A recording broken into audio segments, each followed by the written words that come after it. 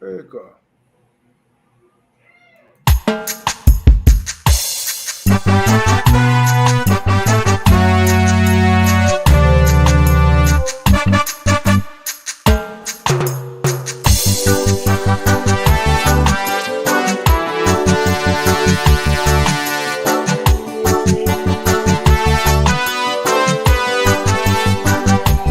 Mama nyoko son o wiye ya son na namu ki agbani ba to wi oto mo ni o ya do mo si afiye ya o mama nyoko son o wiye ya son den be mu o ya ki agbani ba to wi oto mo ni o ya do mo si afiye ya o ki an se pa yanju o ki se pa yanju o kiyan sa pa yanju o ka o kiyan ma se pa yanju ju o so si olele ya si olele o ya si olele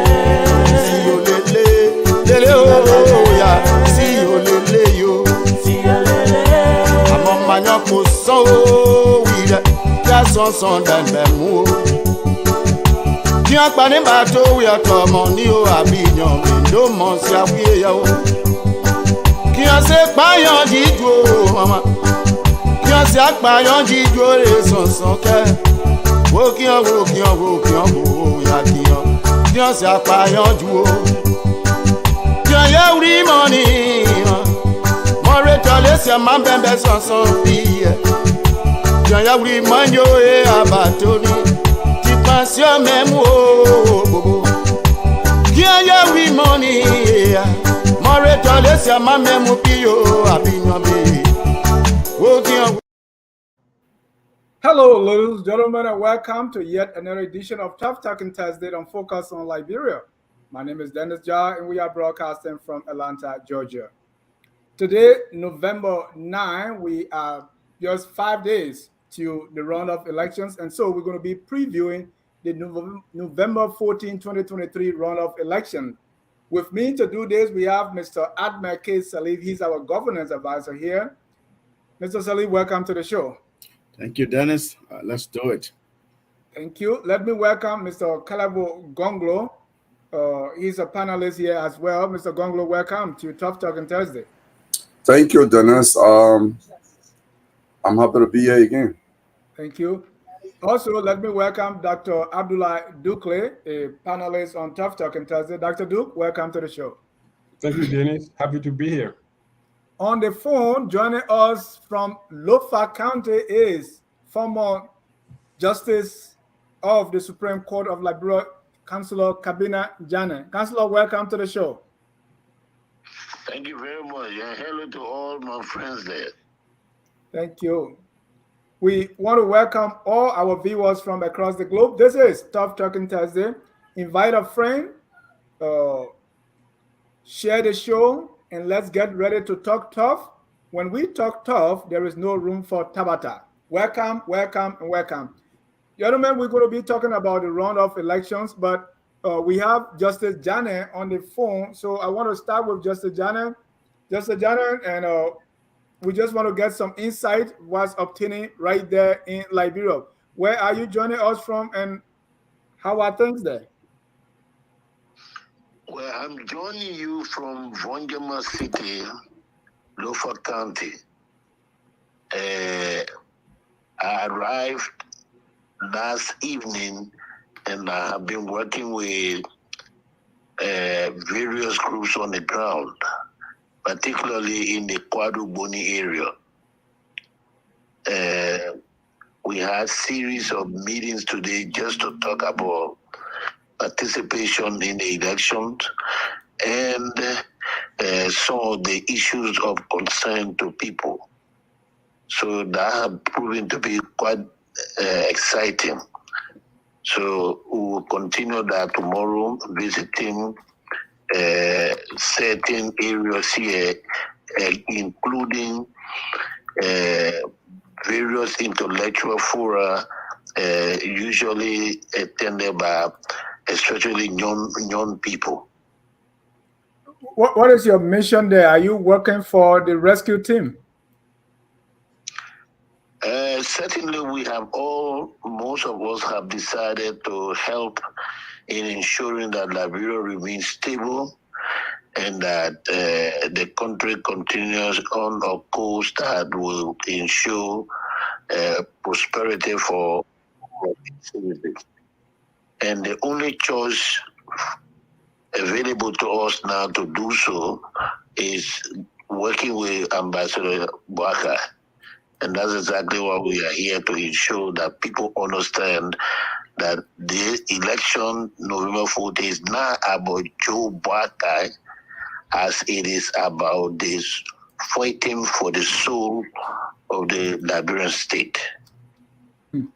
So, and I would think you would be in Nimba, but you are in Lufa. First of all, what drew you to the Bwaka team instead of the current president?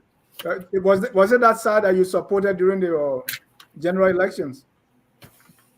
Certainly. Okay. Certainly, we've been trying to work with Ambassador Bwaka, because in the analysis of some of us, we have come to the conclusion that he provides the best opportunity right now in our country for a radical change from what we have seen over the last 6 years. All right. And why Lofa County is the home of Mr. Bwakai, so we expect that Lofa should already be in the basket for him. Why Lofa? Why not Nimba or somewhere else, Councillor Janet? Well, we taking no chances. Now, you might just know that my wife was running for a representative seat in Lofa County in Kwadu Boni, Vonjama electoral district.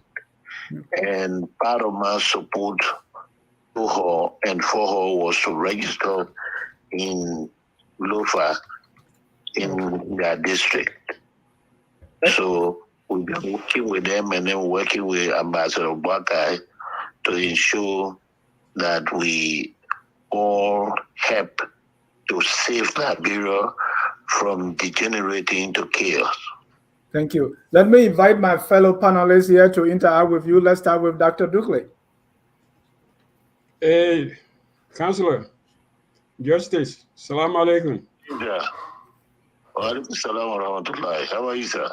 I'm doing good. I'm doing good. Listen, I know everybody will always talk about, when we talk about you, there's always the case with the government. Your case, where is that now? Where are you on that? What is the government saying? What is ECOWAS saying? And what's your position? What's your next step? Dukule, where we are right now is first and foremost to focus on saving Liberia. This is bigger than Joe Baka or anybody. Our focus right now is to return Liberia back to its position as a country that has that is governed by the rule of law, which obviously will provide the opportunity for economic development and stability. Thank you. So the case about me is right now not a focus. We want to make sure that we get our country back, rescue our country back from this recklessness and looting of resources to a strategic position where the country can begin to do what this state needs to do for its people. Thank you. Okay, so you didn't answer that question, so I'll go to the next one. How do you see the transformation of the justice system? Why haven't we been able, 18 years, we haven't been able to really make a dent in revitalizing the justice system? Not revitalizing it, probably it was worse before the war. But You talked about this a long time ago. We had interviews, and with what's the hold up? Why is it a cultural thing? Is it a political issue? What is it? Lack of political will? Right. And to add to that, how do you see that under Buakai? But Right. Dr. Dukule, question first. Right. From 2005, in fact, to be very fair in my analysis, let me start from 2003. After the peace accord was signed and the interim government was set up, we started to work on a reform in the justice system. That reform culminated in the establishment of something we had at the judiciary called Judicial Institute, where we started to train magistrates from the very start, from the entry point, if you like. And government did provide resources, and our international partners, USAID and others, also help in that transformation process. We were training magistrates for all parts of Liberia because at the time when we started the project, we had pretty close to 350 magistrates scattered across the country. Most of them, of course, come from Dennis County, Sino County, the county with very small population, but with most of the magistrates in the country. That program continued in cycles. The first cycle, we trained 65%, second one, and then by the time we were reaching almost the end of the process, Mr. Weah took over, and there was no funding for that program, and all. At the end of the process, after many requests and no money was coming from the government, our international partners decided not to support it if government itself was not putting any resources in the project. Mm-hmm. That's what happened in that case. Then all other programs began to suffer, including cutting salaries and benefits of judges under the so-called harmonization. And the budget dropped from little over 20 million to, I think, around $50 million. And that's the way it kept going. So the justice system, especially if you look at it from the standpoint of the judiciary, has suffered considerably, and nothing is being done to improve the situation. To the extent now that even appointment of judges have become focused only about getting people who will only carry out instructions and orders of Mr. Weah and his executive department. So the justice system is in big chaos. And I don't think it's only the justice system, it's almost everything in the country. Everything is breaking down.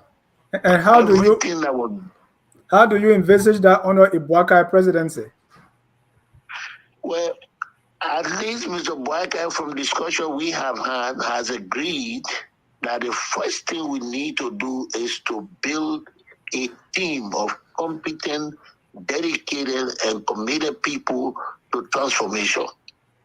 And that means going all out, not only in Liberia, in the diaspora, to get our best as a team to move on. And that realization for me, and then that commitment is very important, because I believe that where we are as a country, we can only move forward in a sustainable way when we make use of the expertise and experience acquired by our people who are in the diaspora. We can't keep excluding them. Thank you. Let me go to Mr. Kehleboe Gongloe if you have a question or comment for Justice Jani. Yeah, my first comment, I'll ask question, but I'll make a first comment on the last statement he made about Ambassador Buakai commitment to reforming the justice systems. Here is why I don't think he's been truthful to you. because during the course of this election, there has been different discussions at different levels involving different individuals. I know of one, particularly involving my family member, Councillor Gongloe. There were a group of Liberians who thought he would be a very good pair with Ambassador Boyka, who went in to talk with him.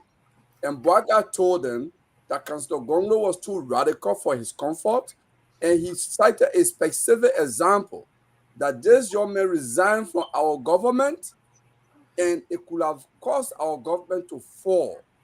If I bring him in the government and he disagrees with me, he will resign.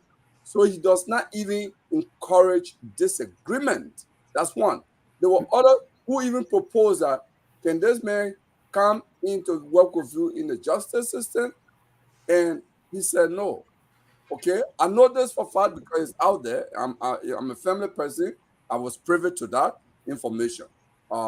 You are not privy to that, but I'll put it out there first as my disagreement, that if he said that to you, I think he's been dishonest on that. Then I'll move on to my question. My question is, you are very experienced or knowledgeable in the legal field as well as the politics of Liberia. In recent days, the United States government, the Millennium Challenge Change Corporation, issue a scorecard. And the scorecard is usually issued on countries' performance. It's a governance scorecard. Of the 20 indicators, Liberia performed better on 14 out of 20, which is a very massive passing rate. Okay? What say you on this matter? Because there are other analysts who believe that this is a tacit endorsement or approval of President Weah by the United States government. They didn't have to issue that report before November 14. They could have issued it after November 14, but they chose to issue that before the election. And others compare that with Ellen Johnson receiving Nobel Peace Prize in 2011, which they believe shifted the direction of the election in her favor, because she now became the first Nobel laureate. I mean, probably a sitting president in Liberia, even though there were two Liberians on that. But being the first sitting president from Liberia, probably in Africa, to receive to become a Nobel laureate. What say you on that?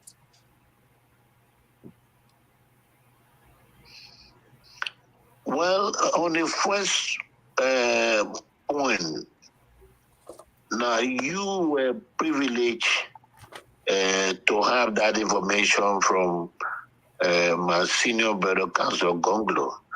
I don't think I should comment on that. I didn't say from Councillor Gongloe. I said people who negotiated this. Oh, okay, sorry. The team negotiating for and on behalf of Councillor Gongloe and LPP. Is that correct?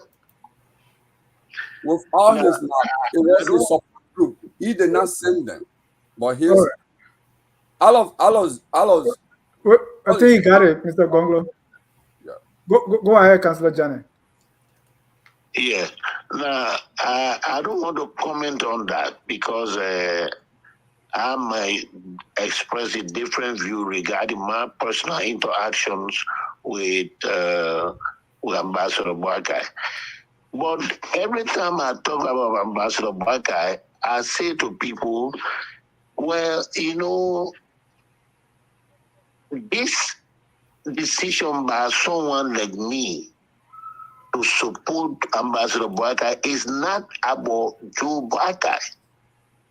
It is about having a choice only for the purpose of saving Liberia from further degenerating into what I would call close to chaos. The second point is that I think you were talking about this American assessment, or what appears to be an assessment of Mr. Weah's administration. Well, if we compare it to giving a Nobel Peace Prize to Madam Sirleaf, well, that's the way you might want to look at it. But I also know that the Americans issued a number of sanctions on Liberian government officials for corruption, massive corruption. From that point up to now, not one of them have been prosecuted. We went to court, file a petition to ask the government to ask the court to instruct the Minister of Justice to institute some investigation and at least try to find probable cause so that prosecution could proceed. That petition was never looked into by the Supreme Court. Now, so what would you say about that? If this thing about Nobel Peace, so the other one was what? A conviction? Because we could not stop anybody in Liberia from participating in any public election based on a statement, an allegation from anybody, including any government, without first taking the person through the due process. And to do so, we needed these things. And to get them, we needed a Minister of Justice as the person authorized under our law to prosecute crimes, to investigate and get probable cause as a basis to proceed. We couldn't get that. So how will you describe that? Was that a vote of confidence in the government? And since that time to now, what has been done about fighting corruption in Liberia?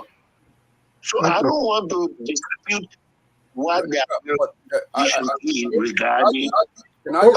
I just say, and then going back to Joe Baka, based on my personal conversation with Joe, and given the situation where I have a choice between Joe Baka on one hand and George Weah on the other, I cannot see any clearer way to proceed than to support Ambassador Baka, who has committed to putting together a team of dedicated, competent Liberians to take the country forward.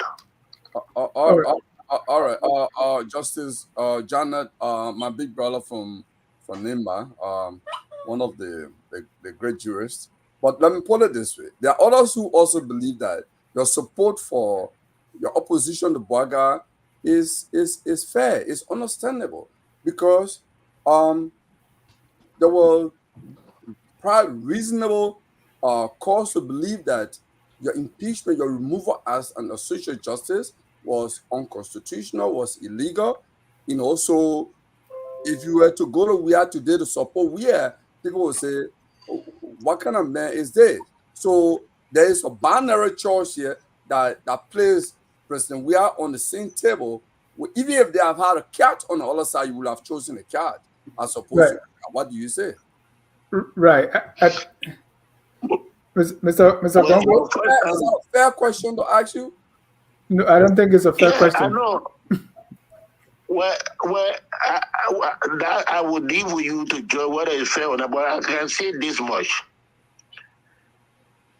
I have lived in Liberia since 2017, and I have interacted with all government functionaries, the different branches.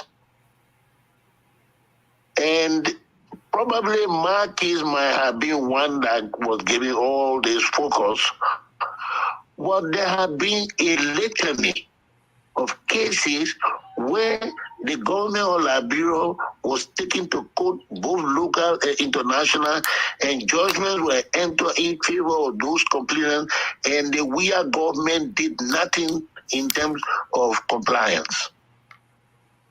One example is Isaac Jackson case in London, where he was thrown on the street by the Weah government after appointing someone to replace him when Mr. Jackson claimed that he had a tenure position. though the matter was taken to court and the court ordered that Mr. Jackson remain in a position until the matter was decided by the Supreme Court,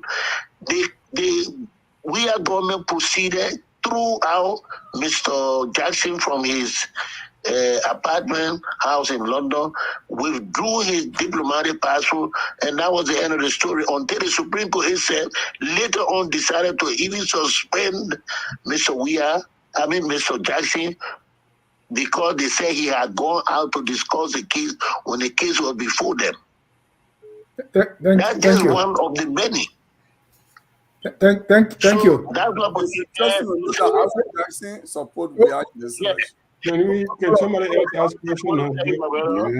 During my personal experience, I don't think anything can be worse than George Weah administration. Thank you. Let me go to Mr. Sirleaf. Let's keep the question now brief and one, so that we can get. After Kehleboe, now we brief and one. Yeah, let's keep it. That's unfair. We're not going to do that. Justice Jana, hello. I want to join everybody. It's an honor to have you here tonight. So you, as a former justice of the Supreme Court, as a judge and a lawyer, a senior jurist in our country, you all live by law, facts, evidence, and argument. So I want you to make the case. Just listening to you talking about Ambassador Baka as the only option available to prevent the country from degenerating, relapsing into, let me make sure I'm going chaos. I think that was the word you used. Can you make the case for or against the Weah administration systematically? What's the evidence? Give us some examples. I know you've kind of alluded to some of them, but would you care to just lay out the case and the basis of your decision for us tonight? Well, I thought I mentioned, at least you mentioned my case. When you come to issue of rule of law, the first thing you want to look at is if Mr. Gongloe is aggrieved and he takes his grievance to the court system. The first thing you want to find out is the judgment one that will be enforceable. Will the government, if the case is against the government, will the government comply? That's very critical for the stability of any nation. When you see a litany of judgments that are not being enforced as in the government because of the government outright refusal, that should scare anybody from just investing any dollar into that country. And I just try to show that as an example. And I also try to say, your brother, Councillor Gongloe, took serious matter with the government when an order was first issued in my case. And let's not reduce it into just Kabineh Jane because he had an issue. Let's look at the overall picture. Has there been any instance where we have tried to fight corruption, for example, in any serious manner in the country? To the extent that the United States government sanctioned people, named them, we still proceeded to put these people on our ticket as a sitting government, and we have now used whatever means possible to elect them as representatives, as senators. What more can we say about that kind of government? So for me, I look at it from the standpoint that, look, this is about fighting to return Liberia to stability, and that currently nothing can be better than a Weah government. I mean, nothing will be worse than a Weah government as far as continuation is concerned. Thank you. Mr. Sirleaf, you protested, so go ahead.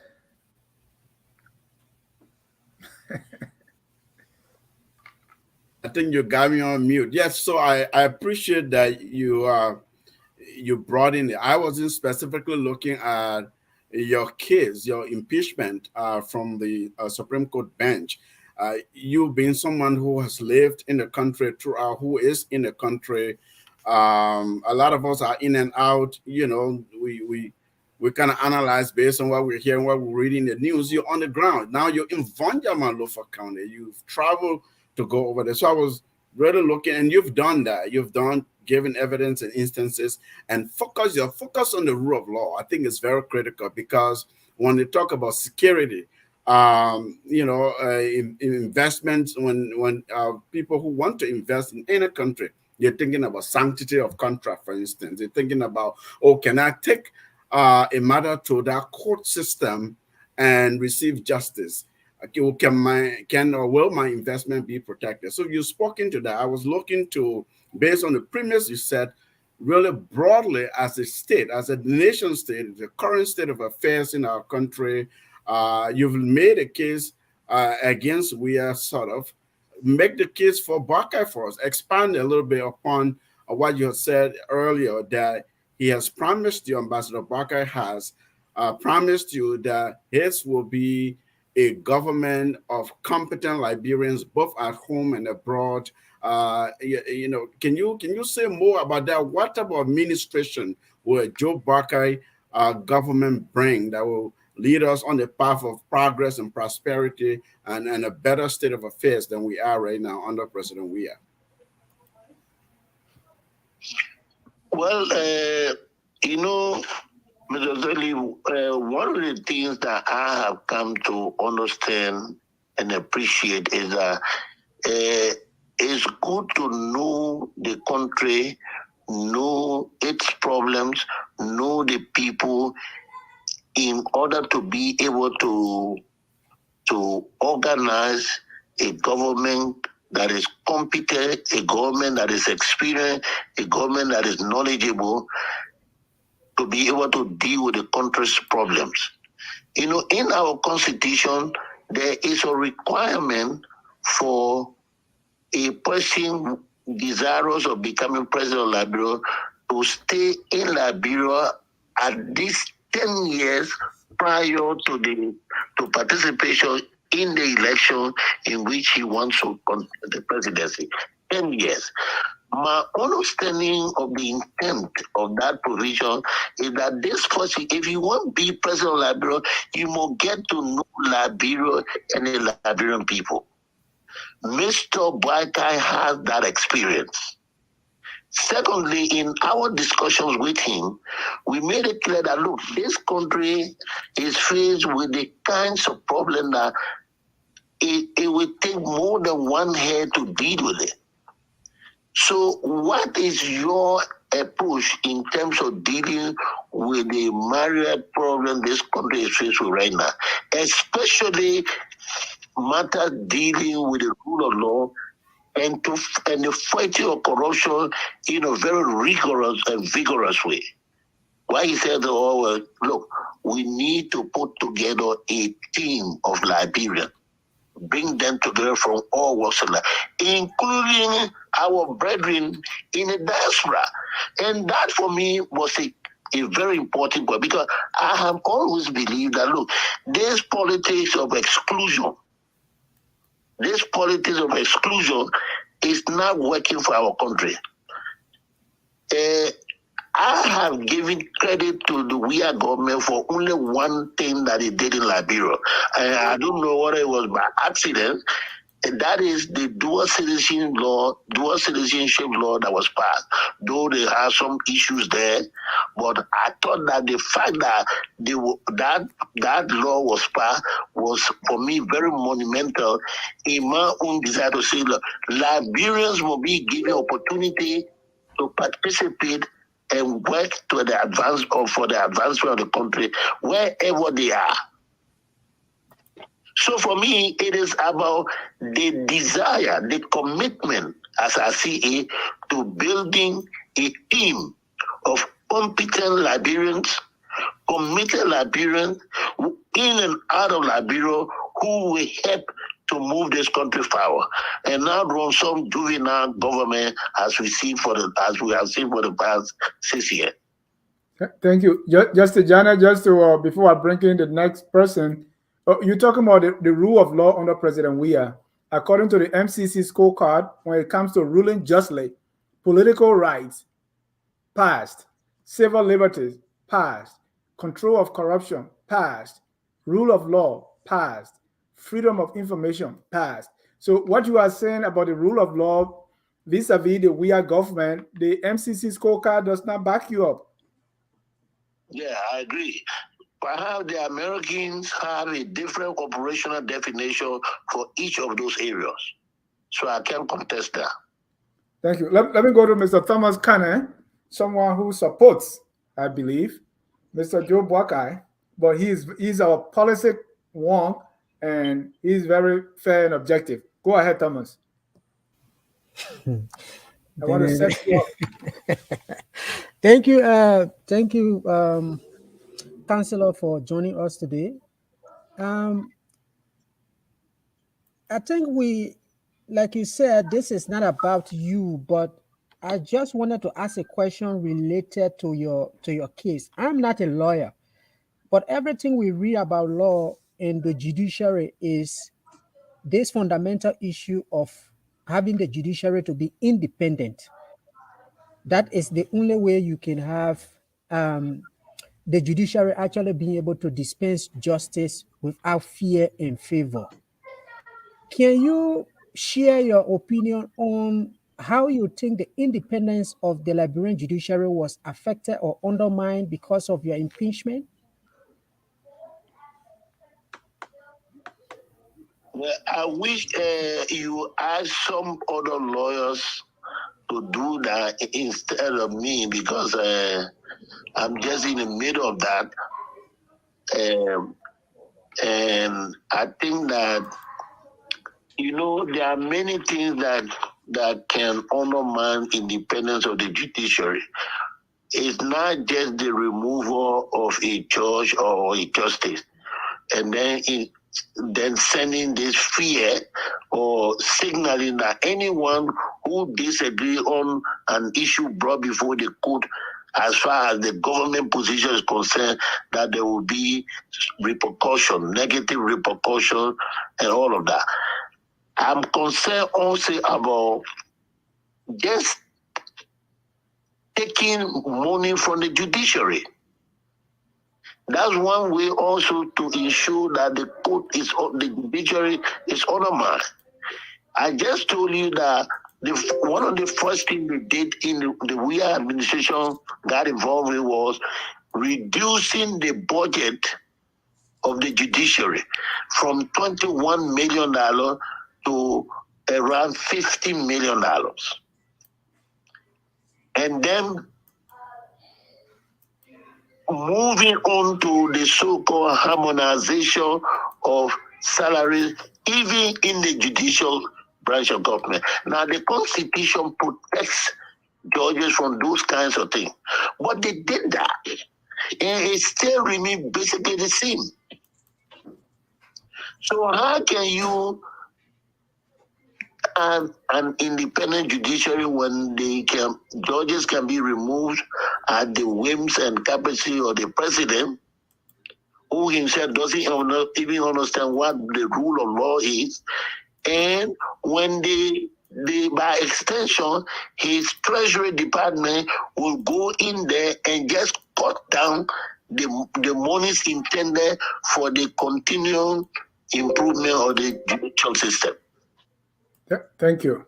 So, yeah. Thank you. Let me go to Honorable William Greaves. Thanks for having me, Dennis. Am I on? Yeah, you have a question for Justice Janet or comment? Justice Janet, welcome. Happy to hear from you again. It's been a long time. Thank you. Yeah, I hope all is well. Yeah. So this is a very important discussion for our country's future. And for those of us, or some of you in the senior level who have played very significant roles in our government, especially on this roadmap of post-conflict success story as we are.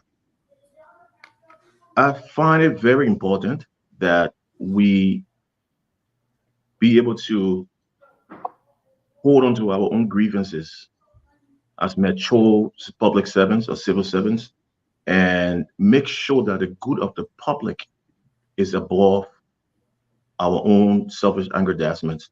I tend to be very critical from what I've heard. I mean, and then I've been in and out trying to get myself adjusted, just got in. I'm hearing a lot of different sound bites, different incoherent messaging that is leading to a lot of crucial decisions and talking points. But for somebody like you, I do respect. I very from my heart do respect. I work with you. I've seen you. I've been around when you were in position or whatever. And I would have expected something more mature, something more on the senior level, something that would be more of reconciliatory, something that would bring our country together, especially at this juncture. Because I mean, I tend to be very critical, and I don't believe in knee-jerk reactions or an emotional approach or sweeping condemnation of any leadership as a way or path forward. Because every leadership does experience different circumstances, different challenges at different times. Now, what I'm hearing is one group, the opposition bloc, is better than the current government, the ruling administration, because of most of the things I have not heard carefully defined. Most of them being at personal level, and it brings me to think: are your comments based on objective analysis of what is best for our country, Liberia, or is it just based on the situation you face with impeachment by this we-are-led government? What are we talking? Are you talking from that point of being disenfranchised and grievances or whatever? Because if we're looking at the impeachment process and we're looking at the government as you laid, we just saw the scorecard of the government, and it seems to be well. And some of the things you're alluding to is not even based in facts. So it puts me on the I'm troubled as well, because I really do respect you sincerely, and I would have expected something more broadened, something more mature, something more reconciliatory than this division we are causing. So where are we? Thank you, Mr. Daniel. Well, I don't know whether the brother who are also in high esteem, so mutual, really want to ask me an objective question, or one that he's already decided that this is the way, and therefore, because you talk about reconciliation, which reconciliation you talking about? I just stated clearly that this is where I stand on the matter, and I give reasons why I'm taking the position that I'm taking.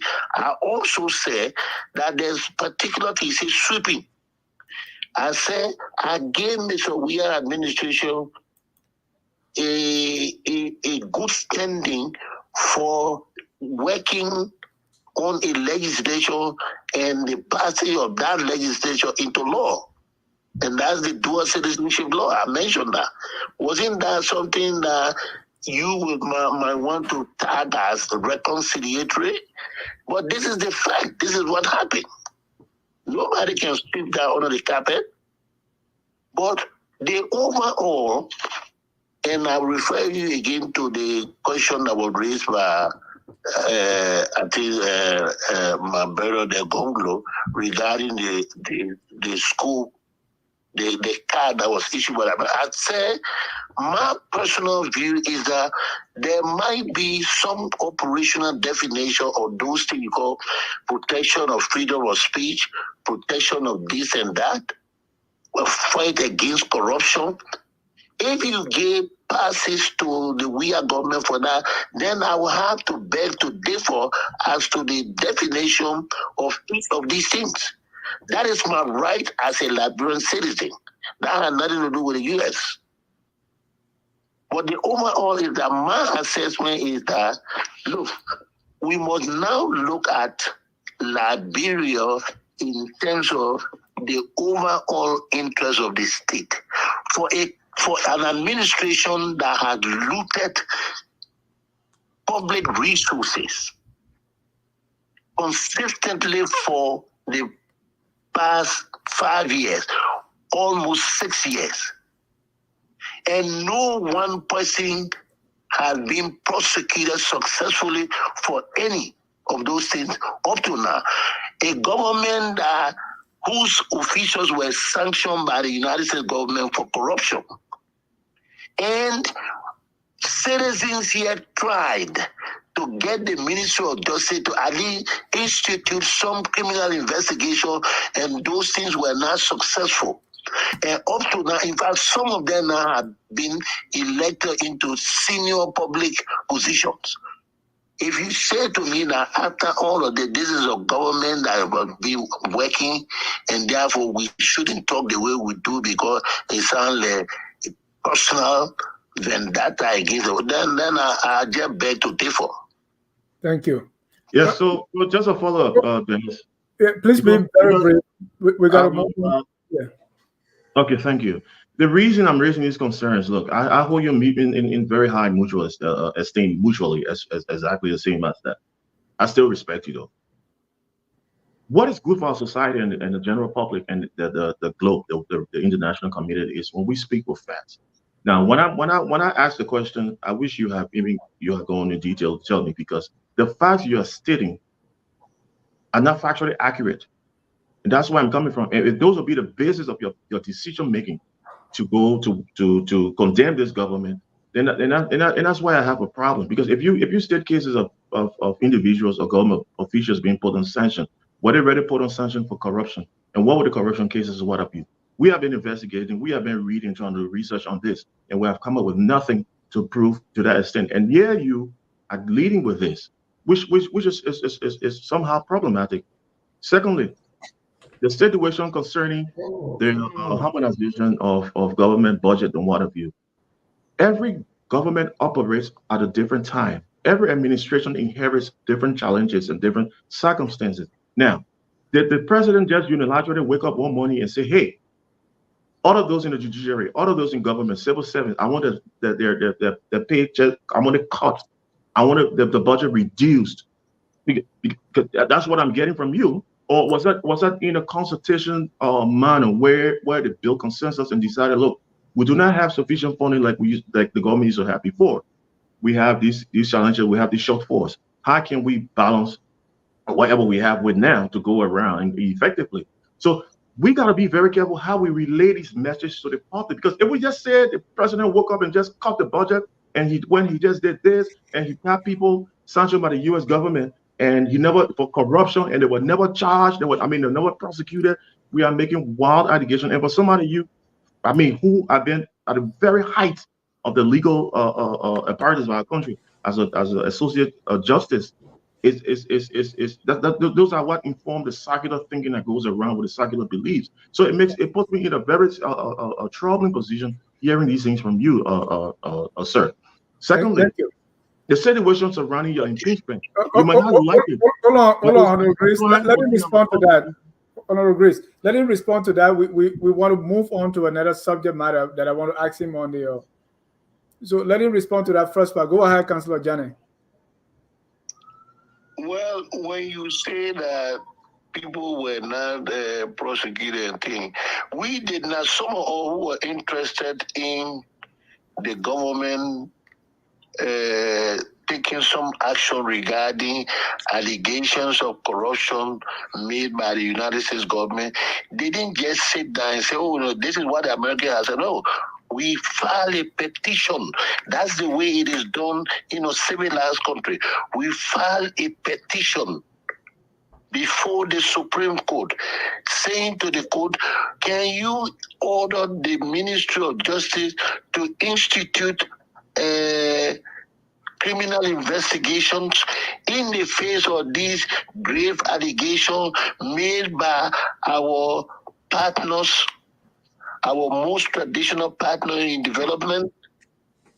What we expected was that the court would have allowed that. the court bidding. We wrote letter to the Minister of Justice to say, can you look into it? Because these are, even if they are coming from the American government, they remain under our law nothing but mere allegations that must be investigated, and if probable cause is found, appropriate actions be taken. These were not done.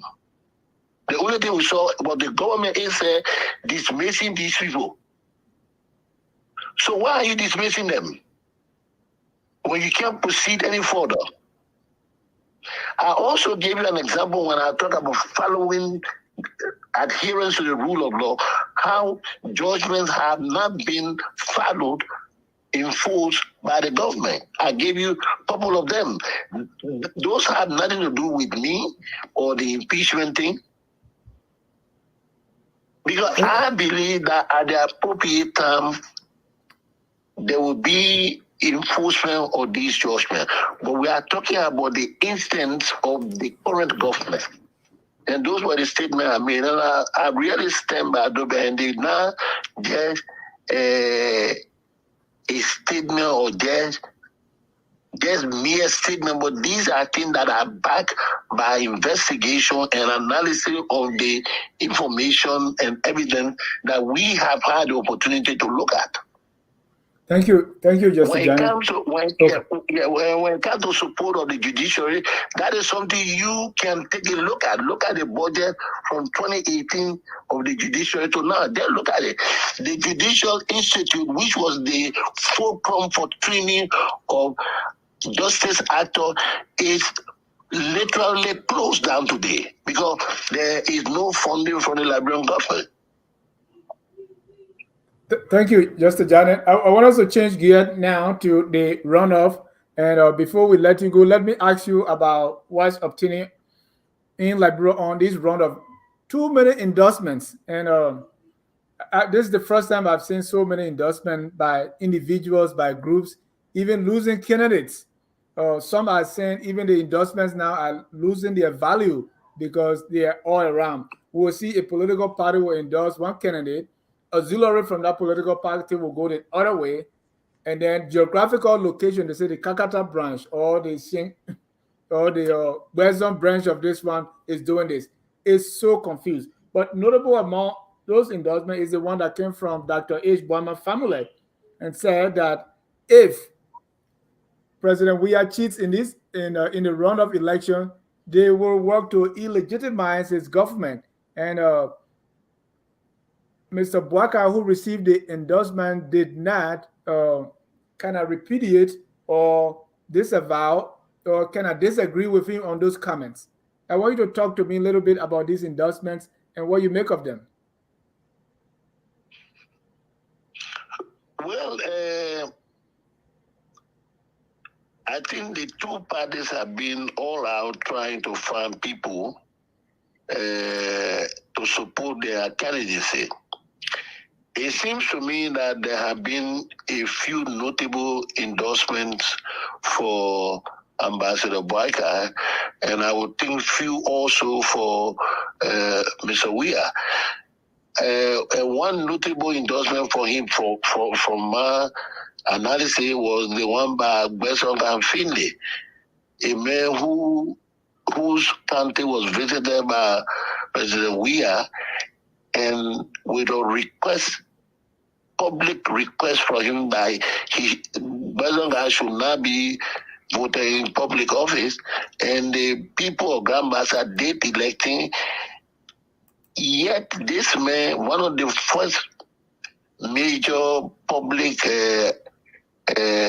actions thereafter was to make an endorsement of the presidential bid of Mr. Weah. I think that was notable, a very important one, especially for a county with the size of the population of Gambasa has. So we have seen these things back and forth. So all of them tend to give a psychological boost, at least minimally, to the candidate.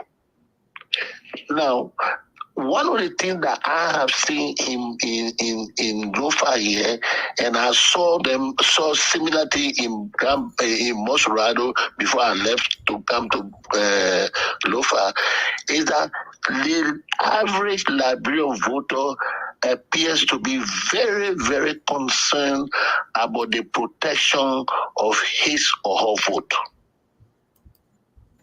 I spent quite a few time today talking to people across the spectrum here, and that was one thing they kept talking about. How do we protect our vote? I have been, as part of my response to that, I have volunteered to be one of the poll watchers.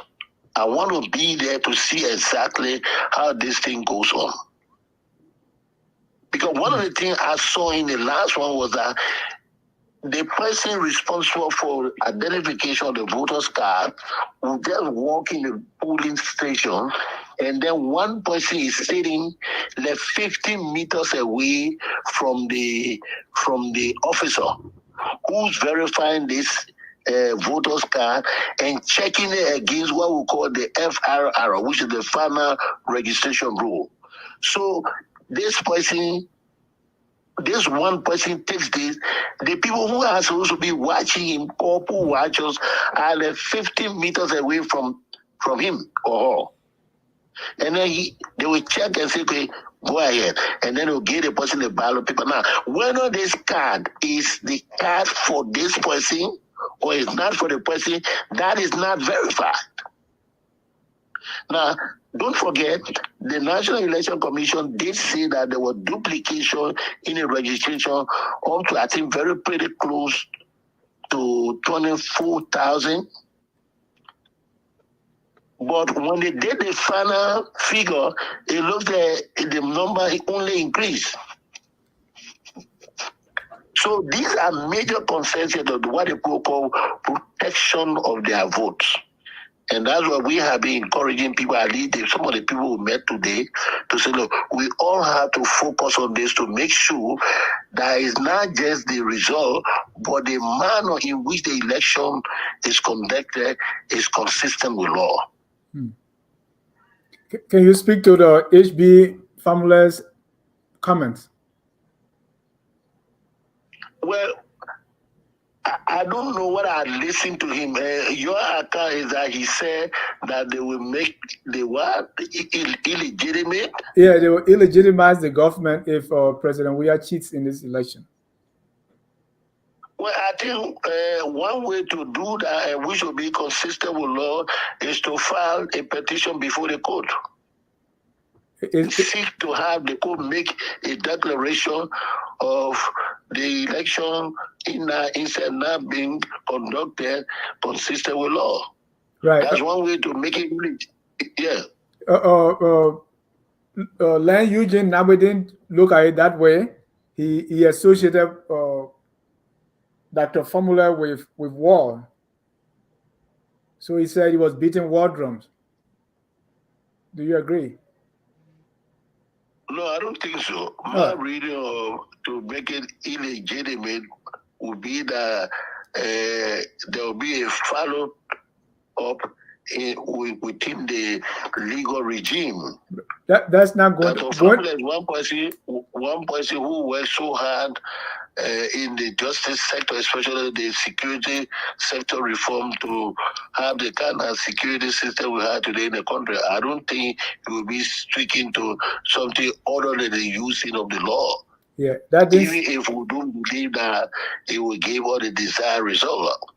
Yeah, that didn't sound to me like going to court. But I know we don't want to keep you longer than. But let me go back to at least two panelists here to ask you any other question on the runoff, and then we can let you go. Dr. Dukule. No, I don't have any real questions except how do you see the campaign going forward? The worker campaign, at least.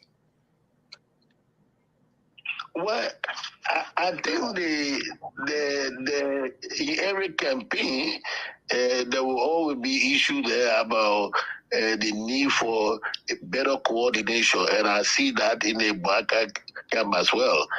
I can only hope that all persons who have come out to support him will really play their role, because it's important that we focus particularly on ensuring that the elections are conducted consistent with law. And at the time of the election, at the time of voting, all of us should make sure that every person's vote counts. And that means being very vigilant in the poll watching of the activities there on election day. Thank you. Mr. Gongloe. Yes, Mr. Jana, now, if you don't feel comfortable with my question, you can choose not to answer, but this is a public forum, and I just feel obligated to my conscience to ask you this question.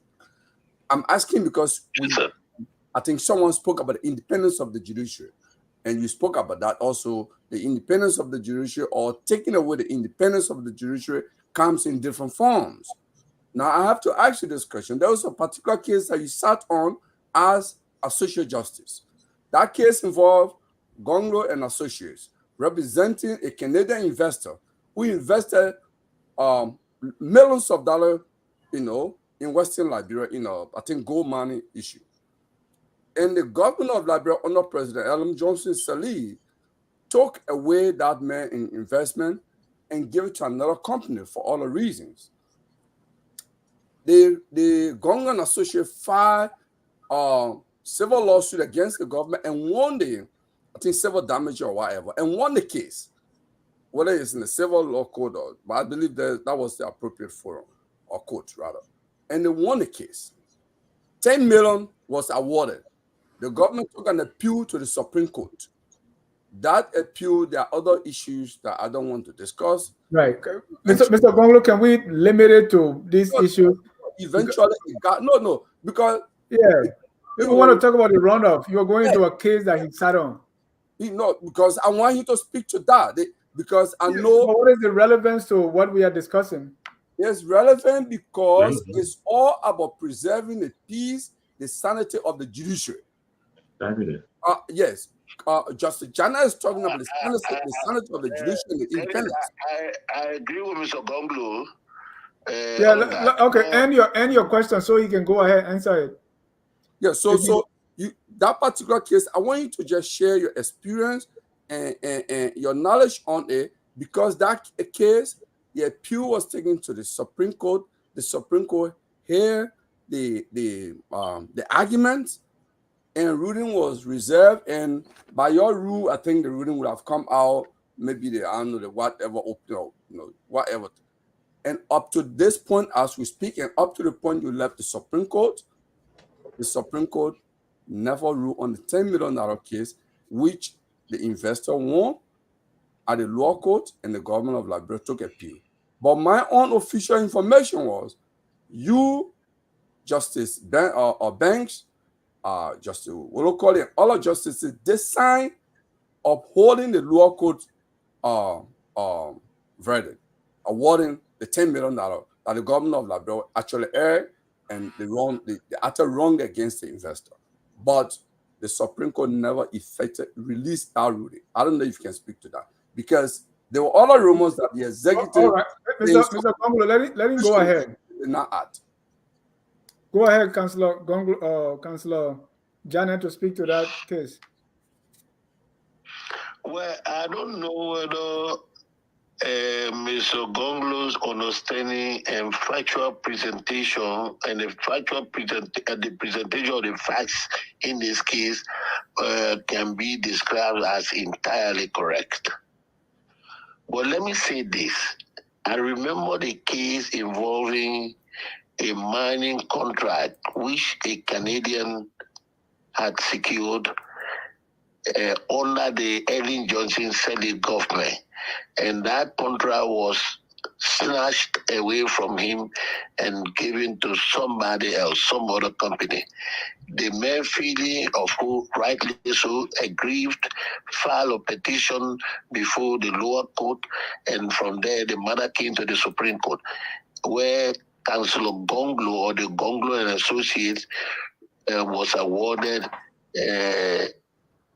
damages award, I think, in millions of dollars. The government appealed, the matter came to the Supreme Court, and I was one of those who sat on that case. A very sensitive case that was handled very professionally by our senior counsel, Councillor Gongloe. And he won at the level of the Supreme Court. Unanimous decision. Meaning all 5 justices signed off the judgment to say the government must compensate this man and pay damages in the tune of, I don't know whether it was 10 million or whatever, but it was in millions of dollars. Now, under the rule of law, anyone against whom a decision of the Supreme Court has been rendered also has a right to come back to the Supreme Court and say, I want you to look at this case again based on these factual or evidentiary issue. Because we think that for these reasons, or for some reason, you didn't fully consider these points. If you had done so, the judgment would have been different. That is any party litigant's right, including the right of the government to exercise that. When the matter, what we had met because of the sensitivity of this case, and we had said no one should file any petition, approve any petition for re-argument. We said that. Since Mr. Gongloe wants to know the nitty-gritty, then we left. We issued the judgment, signed by all 5 justices, including myself. The next day we arrived at the court, one of the justices had signed the petition for re-argument, which is the authority of the justice. That justice, I will not call the name here. I think that will not be fair on my part. I know the name. I know the name. Hold on, Mr. Gongloe. I want us to, Justice Janet, please conclude on this one quickly. I'm not calling any name. Right. Please conclude on this one quickly. I don't want us to kind of take a detour so deeply. Yeah. So the matter was re-docketed. Interestingly, based on those points that were raised by the person, by the government in that petition, that matter was re-argued before the Supreme Court. Now, whether a decision was reached, but I know that there were 2 justices whose name again I will not disclose, who were of the view that there was a good ground to reconsider the petition or the judgment that was issued by the Supreme Court. So how did it finally end, Justice Janet? I think the matter was reconsidered and the judgment basically not order enforced. Okay. Thank you. Yeah. Thank you, Mr. Sirleaf. Any other question for Councillor Janet before he leaves? Yeah, just Thomas, if you have a more. And please don't go in that direction that Mr. Gongloe took us in. No, I'm not going there. Mine was very brief. So the thing about Dr. Fumbler's alleged comment, I didn't hear, and that the government is taking issue with it. No one should rake the election. If no one rakes the election, the matter's moot. It just doesn't have, it won't come to fruition, right? The man so says, should you threaten war because of that? No. Is that Dennis? Be careful now, Dennis. Words. Look, what I mean, you are because the premise you are laying. You're suggesting that No. I'm saying if you can delegitimize, you're not going to cheat. You can say anything. No, that's not the logic of my point. If you allow me to conclude, no, don't speak for me in that way. I'm trying to understand what you're saying. I do understand what I'm saying. Let me just drive the point. You can tear apart when I'm done. So someone says, we want free and fair election. That's what the law says, according to the law, right? free and fair election. Whoever wins, fine. We're all Liberians. We'll move forward. We'll move on. If the government cheats, if President Weah cheats, we will work to delegitimize that government, because in the first place, it wouldn't have been a government of a legitimate government. That's the argument Family is making, right? You read in that as Family is threatening war. I think, first of all, that is sort of a fallacious way of thinking about that logic.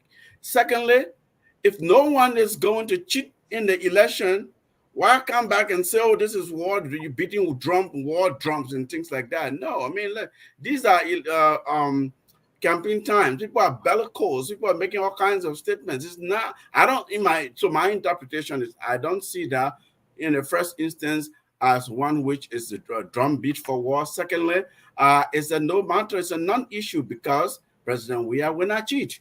If he doesn't cheat, why will Mr. Nangbe be so up in arms with it that somebody's doing a drumbeat of war? Do you see that statement has going to court? There's so many ways you can delegitimize an illegal government. Without, it's not about war. Look, people have the right to engage in non-violence action. That's making something, rendering something illegitimate. People have a way of sit home. There are all kinds of civic actions, all kinds of citizens' action Ahmed, that can render a government. That he used. You say that? If I could just throw in, Thomas. When you talk about illegitimate, I mean, I'm just going to say something. When he say he used a legal term, he didn't say we make the country, we turn the country upside down. He used a legal term, illegitimate. Yes. Legitimate government or not illegitimate. So that's a legal term. It's not, sometimes we. I think, sometimes we do too much semantics. Legitimacy is legal issue. Legitimacy is about legality. I think that so that's what you understand it. That's how you got to understand it.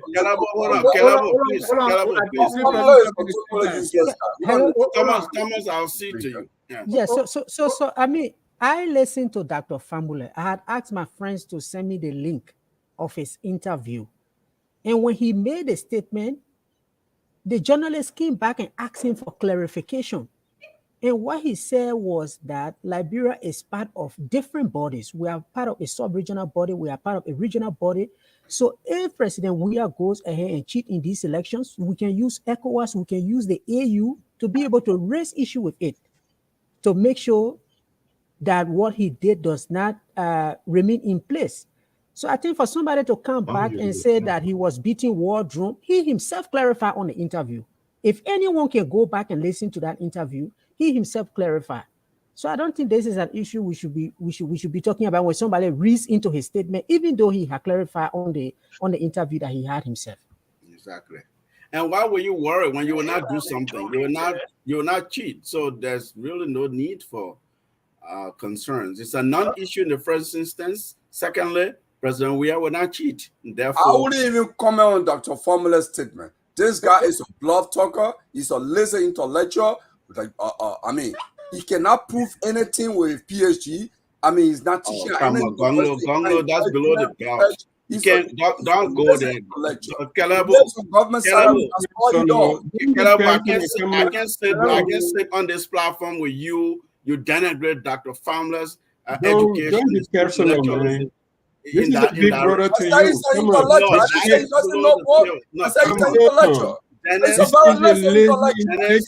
Do you feed him? Do you feed that guy? Do you feed him? He lives in Ghana with one girlfriend in Ghana. Yeah, but do you feed him? Do you feed him? Do you feed him? Do you feed him? I don't feed. Do you feed that man? Mr. Gongloe, let us not make those kind of statements about other people, especially, people. Come on, respect people. Decency. Yeah. Okay. Come on, decency. Dennis, can I ask my question now? Hold on. May I jump in there? Sure.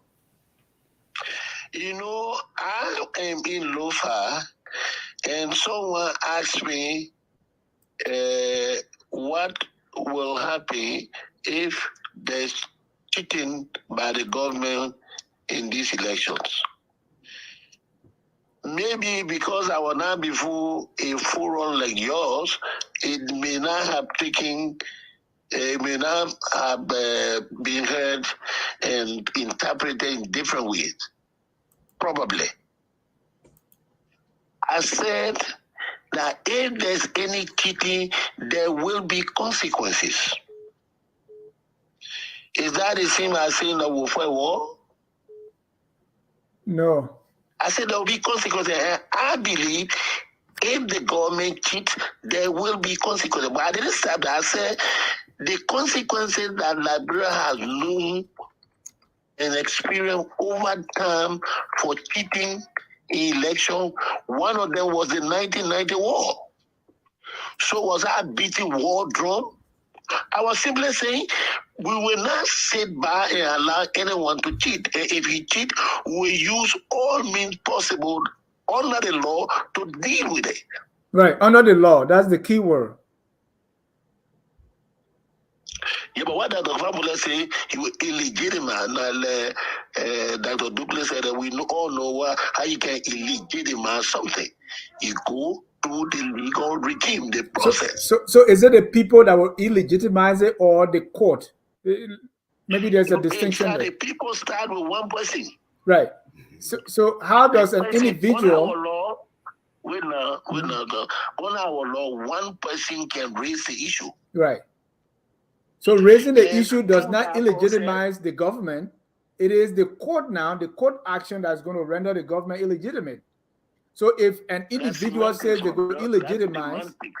That's semantics. That's semantics. You're just saying the same thing. It's not self-executing. It's someone who must take the step. And that the family is saying, we will be in a position to do so. And I can assure you that you have a lot of companions in that.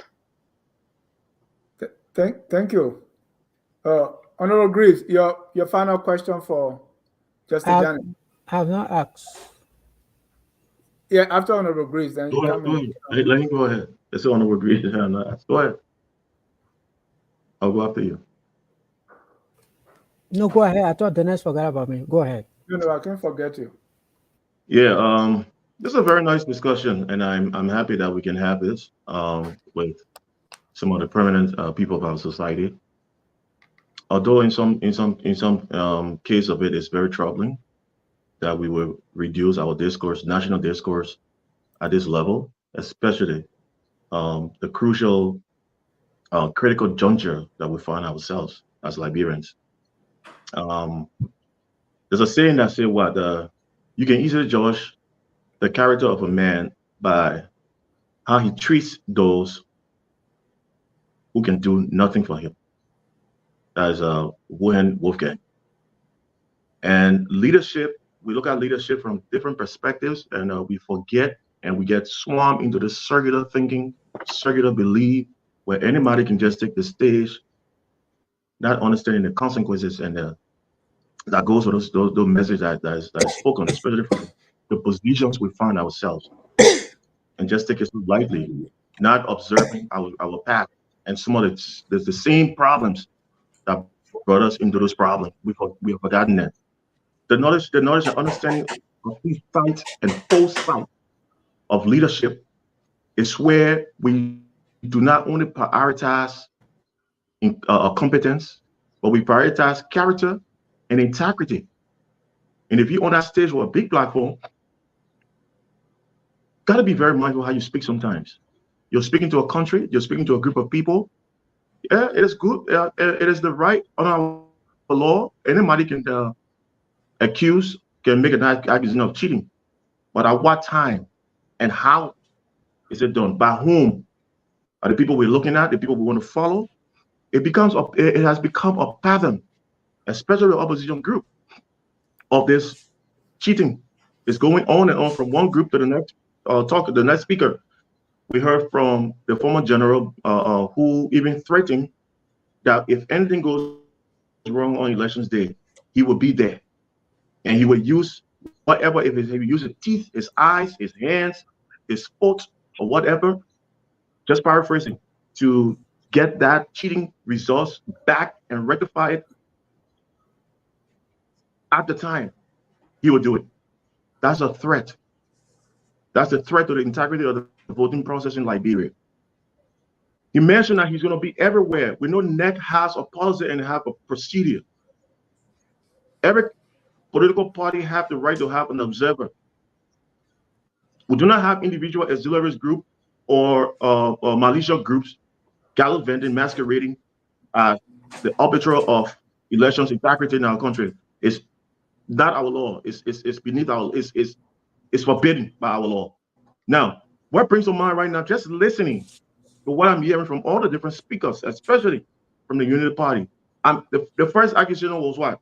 The accusation was about what? Election, the voting integrity. Now we're going to accusation of cheating. The major players are making these things before the game can even start.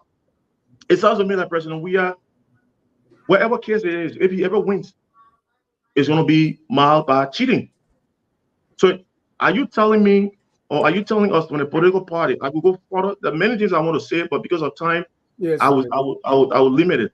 But are you telling us now that if in any instance, any case, that President we as CDC wins the election, it is marred by cheating, and that a group of people will be able to illegitimize the government? Because we speak in legal terms, and you understand. I know you're trying. You're a smart lawyer, and you're trying to fix it, but it's that particular utterance, that statement cannot be fixed legally. Like, how you doing it? I know you're trying, and I appreciate that. To delegitimize a government, looking at our recent past, what utterances that come from opposition, black and troublemakers in our country, it's not something to be taken lightly. And to be condemned and disavowed. Can you explain troublemakers in your country? That's a word from the 1970s. What's the what? 1970s. Is that troublemakers in our country? Who are those? Oh, we have had issues in the past where individuals. I mean, who are the individuals that are the troublemakers? I mean, we all know. I don't have to name names, but there are many of them around who have threatened. Even the same political party today that his owner, Associate Justice Janet, have given his support to. There were people in that party who threatened our peace for so long in our country.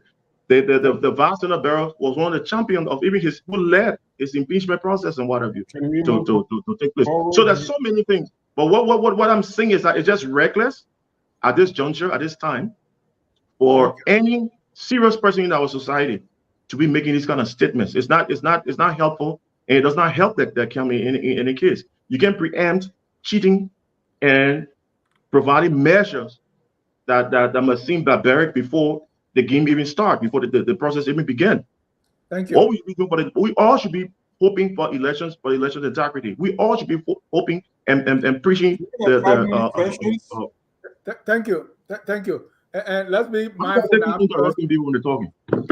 the 1980s, when the government to label people as troublemakers and saboteurs, so some of us are reminded about those kind of languages. Thomas, let me hear your last question, and then we'll go. Of course, troublemakers cause fighting years of civil strife. I want to ask the justice, but let me just make a point on this issue. People are not just talking about there will be cheating or there will be cheating. There are some things related to cheating. In many instances, people are reacting to what they're hearing on the ground. When you listen to people from the CDC who say that election was stolen from them in 2005 and election was stolen from them in 2011, and therefore this is their time to rob anyone who comes across them, then of course people are going to respond.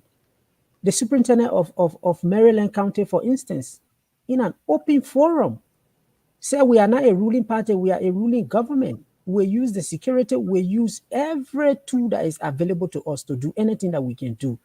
Then of course you will, you go and watch that video. That's what he said.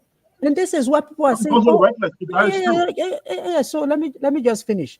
So people are not just saying these things. They are responding to what they are hearing on the ground.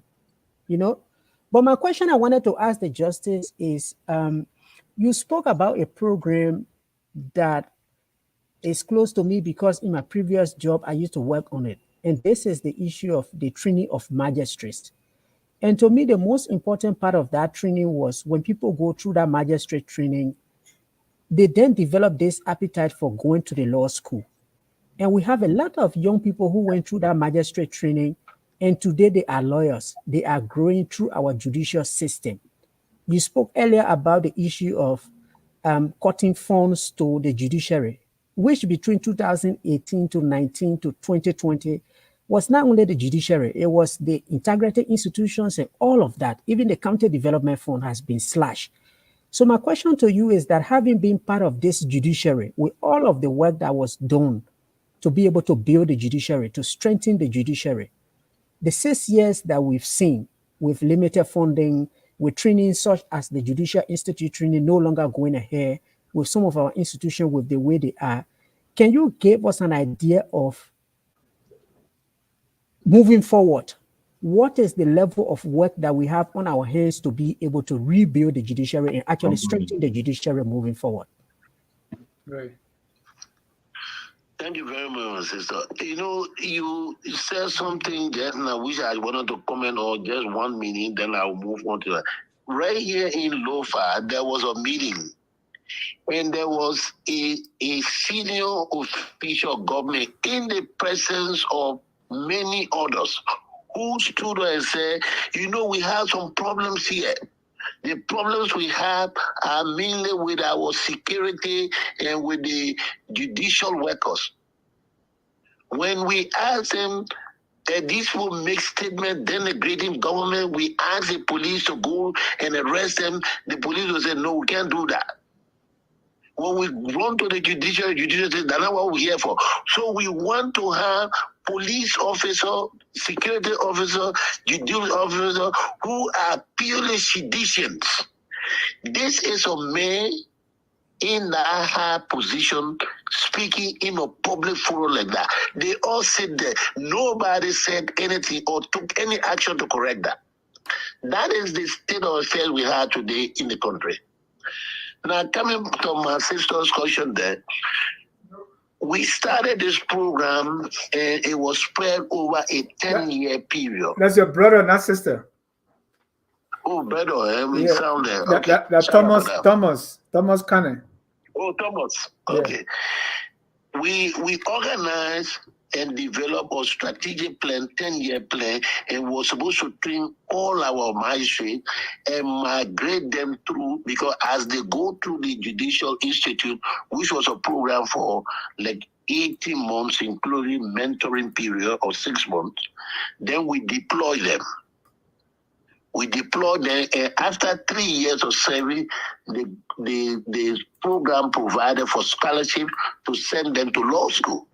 In fact, the law school was on the board of governors because our intention was that, look, when we get these people at this level, then we'll ask the law school to give them some exam in certain areas, especially criminal law, criminal procedure law, so as to reduce the number of courses they will have to do to obtain a law degree. All of that was in place. But we were supposed to complete the circle, and we're training them 65% in a circle. Because the government of Liberia after 2017 could not support or pay its fair share, USAID cut off the program, and the European Union, particularly Sweden, that was very active in this program, all stopped. Today, that program is completely off. Now, I know most of these things because I serve as the first governor of the board of that institute. So it means this program that we have put so much money in, investment in, just went down the drain. How do you keep a system in place when you have this kind of attitude? This is just what the weird government did. Is it only a case at the judicial? No. You hear it every day. Most of you are out there, but you hear almost every day people talking about hospitals not having medicine. Clinics are being run from certain people's pockets. But we are spending all sort of money on all kinds of things in the country. The president will leave, go to watch football game, but he must receive his per diem. These are some of the things I hope that the next government, some of these matters can be taken to court to be examined, whether these are things that government should pay money for. When you leave and go on your leisure, go watch football, are you on leave to justify payment or per diem to you? So we got a lot of issues now. Some of us have decided, after reviewing the totality of the issue, maybe our analysis may be faulty, as human being, that's possible. But after examining all of these things, we said to ourselves, the country is at a point where we need to reverse our actions. Thank you. We need, and to do so we mean changing the captain and putting together a team of competent, experienced people to rebuild what we had destroyed and move forward. Thank you. Thank you. Councillor, hold on. We've had a lot of, we've kept you over 1 hour, 32 minutes. You can respond to Honorable Greaves' question. I even forgot what the question was. And then you can give us your closing comment. Yeah, Honorable, my question was simply, from what we're hearing and the pattern that's been going across the opposition unity party bloc, it seems to me that President Weah win is a claim of cheating. Right. All right. Are we saying that? Are you saying, or is the party saying that President Weah has no path to a win, and if he wins, then that's would that be characterized as cheating? All right. So, Councillor Janet, you can respond to that question, and then you can give us your closing comments. So we can take a look at it. What I have said is that all of us should follow the regime, the legal regime for the conduct of election, and when election can be declared free and fair. For example, what we saw during the last October elections was that it was one man sitting somewhere. Those who are supposed to watch what he does or she does were 50 meters away from the spot. How is that in that meter? How do you convert that into yards or feet? Well, let me. All right, go ahead. I will. Yeah, but I'm sure you saw some of the photos. Okay. It's quite a distance far enough for you not to see what that person is marking. Okay. And this is troubling because, firstly, there was registration of names in a duplicated manner, which was considered by the National Election Commission in a tune of a little over 20,000 names. So here the man comes with his voter's card or voter's card, and then it's given to this officer who's supposed to be the person assigned to identify the voter's card. And then he looks in the FRR, the final registration room, and says, okay, go ahead. So whether it is this person with the card is the person that is present, we don't know. You don't know. Right. So it leaves a lot of questions unanswered.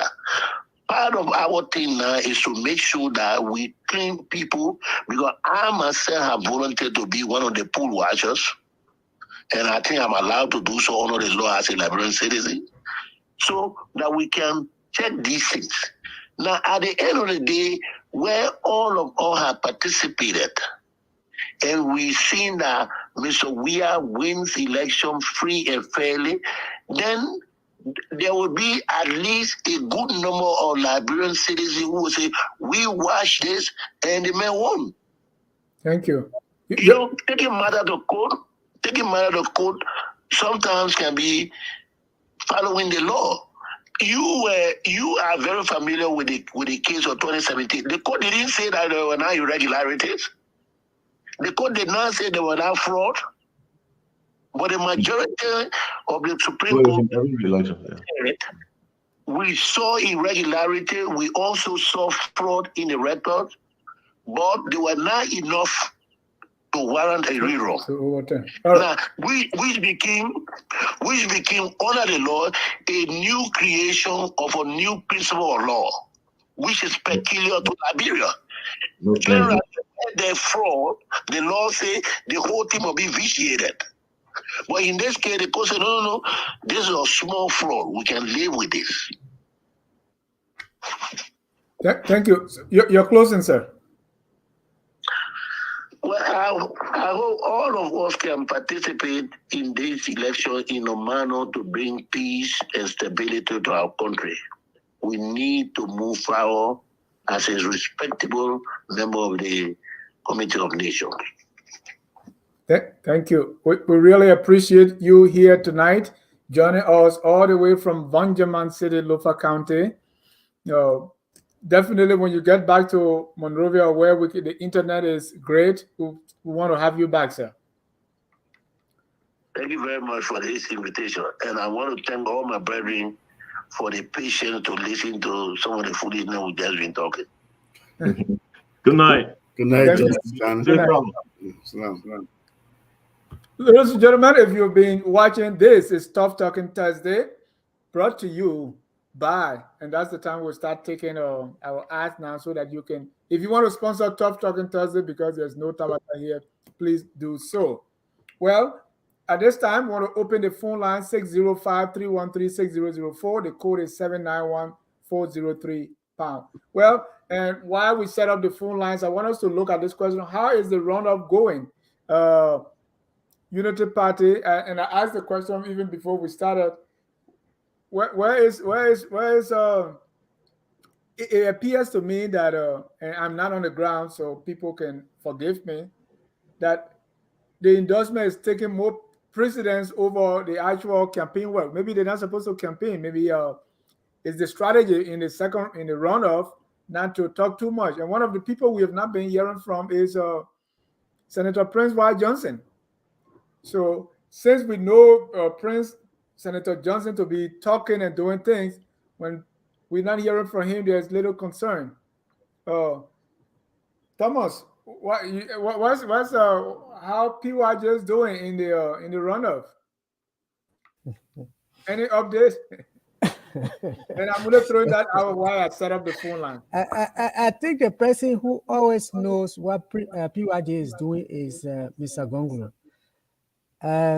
But in terms of how the second round is going, what I've been following is there are endorsements that are taking place in Monrovia. I mean, the justice spoke about Gwesonga Finlay for Grand Bassa. I see that many of the stakeholders in Grand Bassa, the former gender minister, they are all supporting the incumbent president. But again, beyond the endorsements that are taking place, I see a lot of groundwork happening across the entire 15 counties. If you go to Maryland, for instance, you have Senator Barney, you have the other former senator of Maryland County, Senator Balut.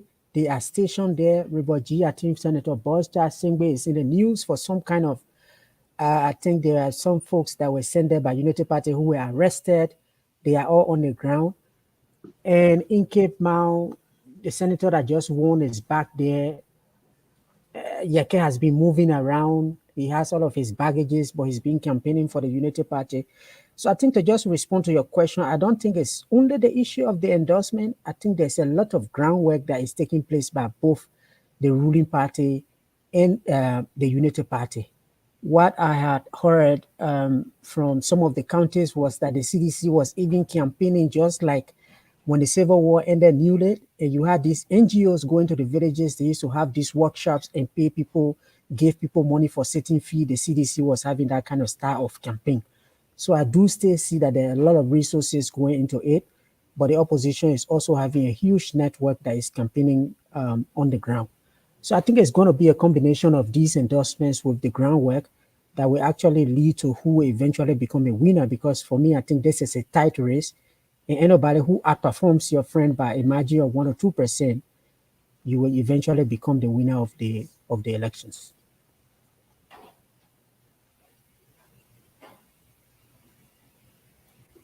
We have so many callers already lined up. So, Mr. Sirleaf, quickly, who you think going to win this thing? Who do I think will win? What Thomas has outlined, Dennis, this is what we predicted right after the election. The people were listening to us. We said, get out the vote, ground game. Yeah, that's where things will really be. Endorsements are good. They are kind of, serve as somewhat of motivation for others. But the real deal is trying to increase them,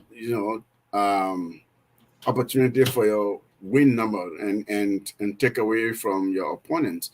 Those on the fence, those in the middle, those who voted for other candidates that in the first round didn't do well. That's where you're really trying to get people out to vote. Your people who voted for you, ensure that they will vote, and those who voted for other candidates and those who voted against you. Otherwise, you want them to come to you, and that's what we're seeing.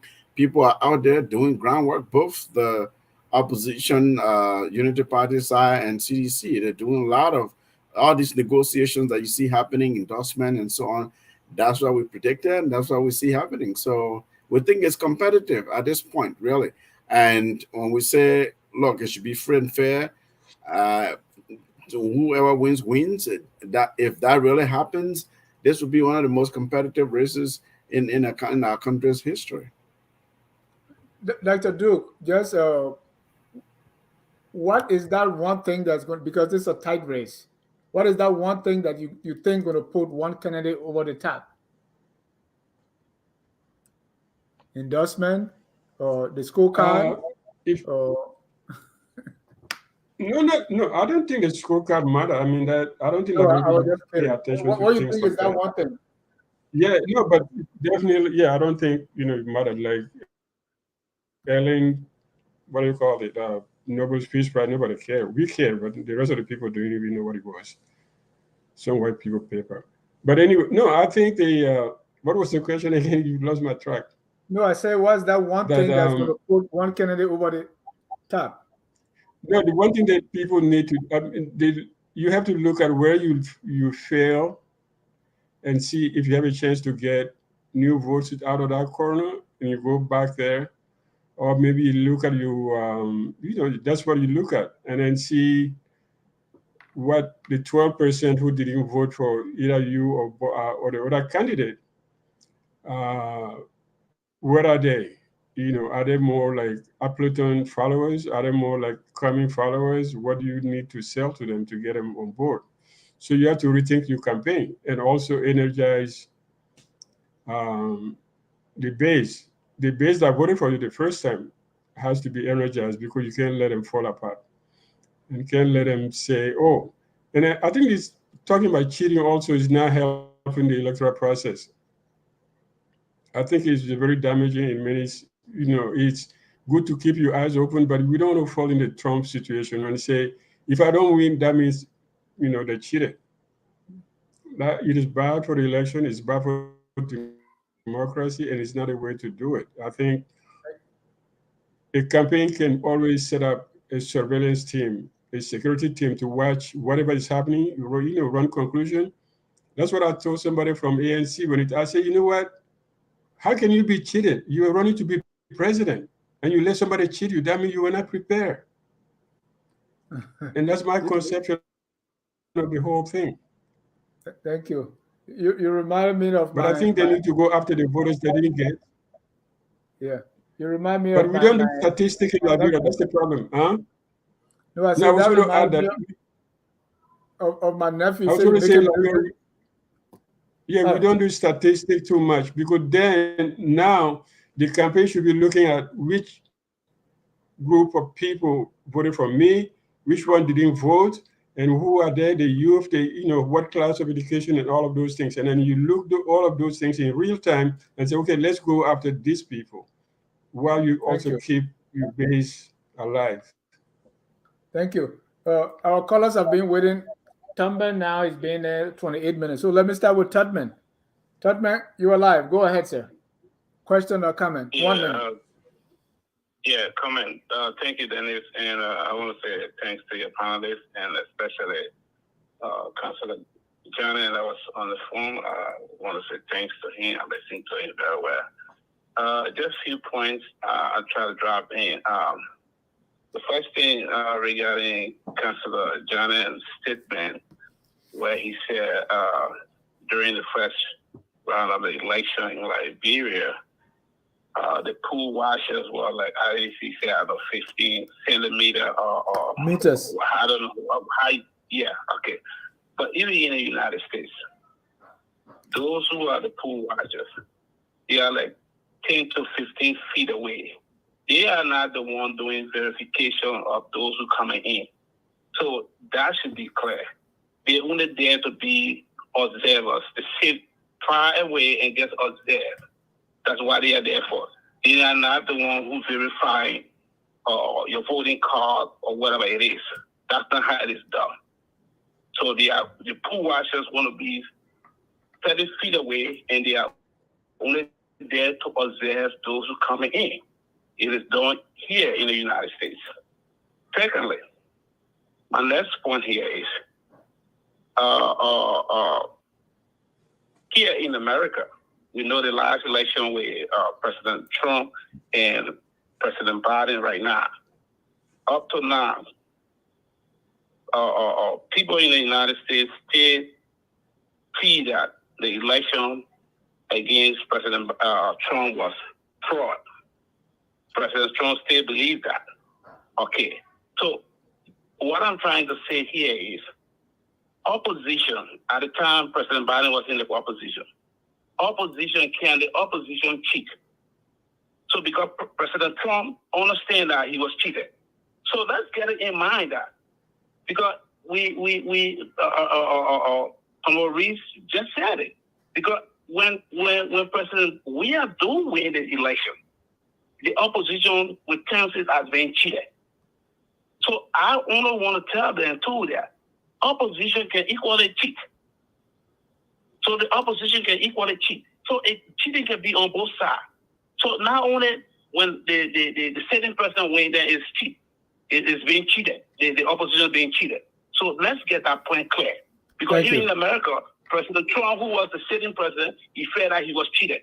All right. So that's that point I want to get it clear. And then let me just say something. We got it. Yeah, please be brief. We got a lot of callers. Yeah, I will. All right, Dennis. Thank you. I will. Now, Mr. Kabineh, you alluded to the superintendent in Maryland statement.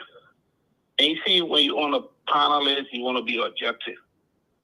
Dr. Formula's statement was brought out, and there was some justification that he was speaking in a legal term. But now you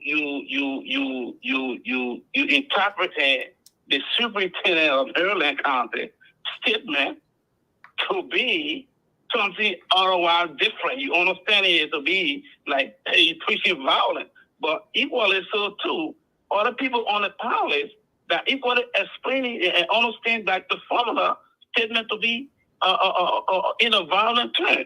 So that should be valid. You cannot claim to say that the formula was speaking in a legal term, but hey, the superintendent of Maryland was speaking in a violent term.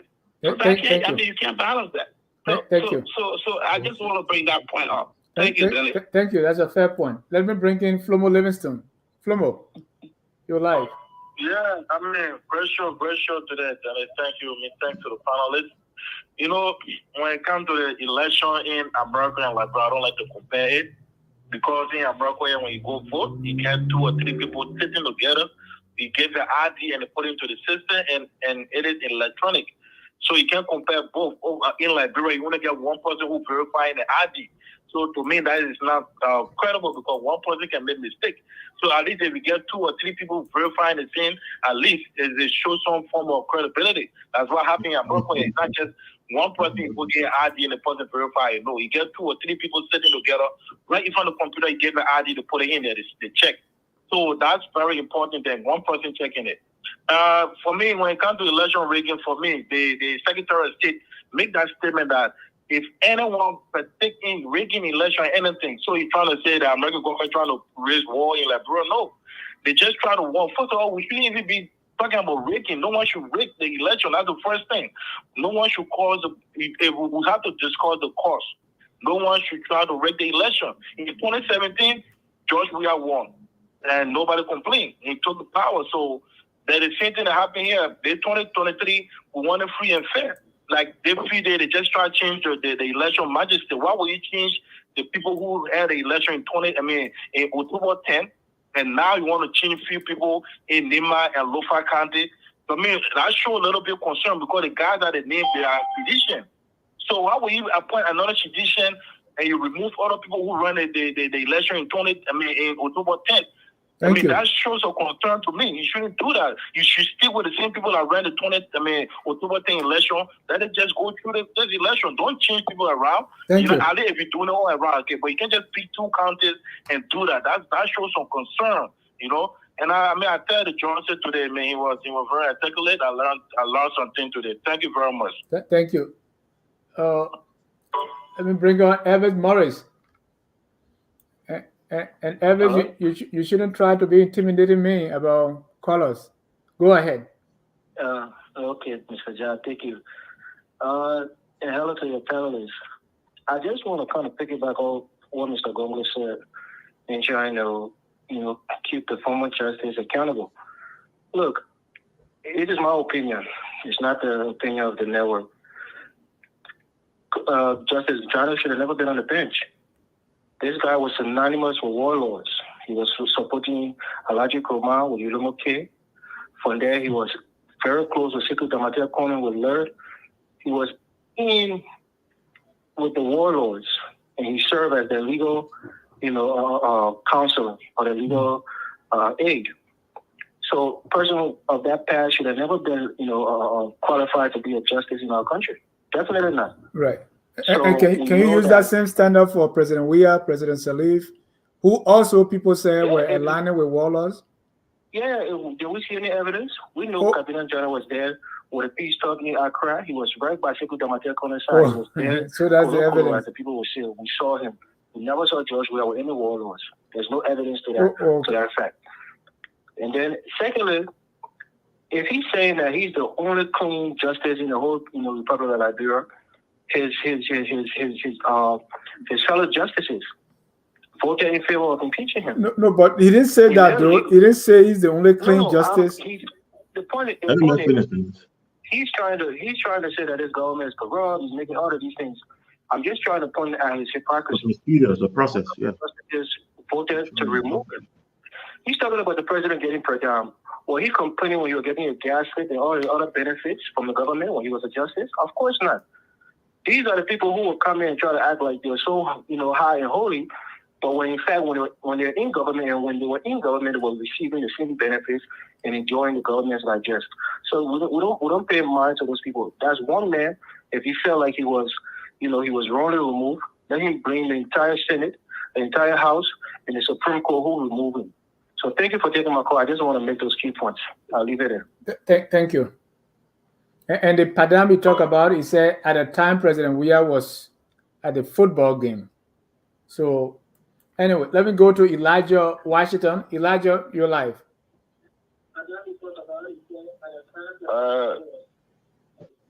Dennis, thanks for having me on the show today. For me, I think the show has been educational and informative, so I really don't have any specific question for your panelists.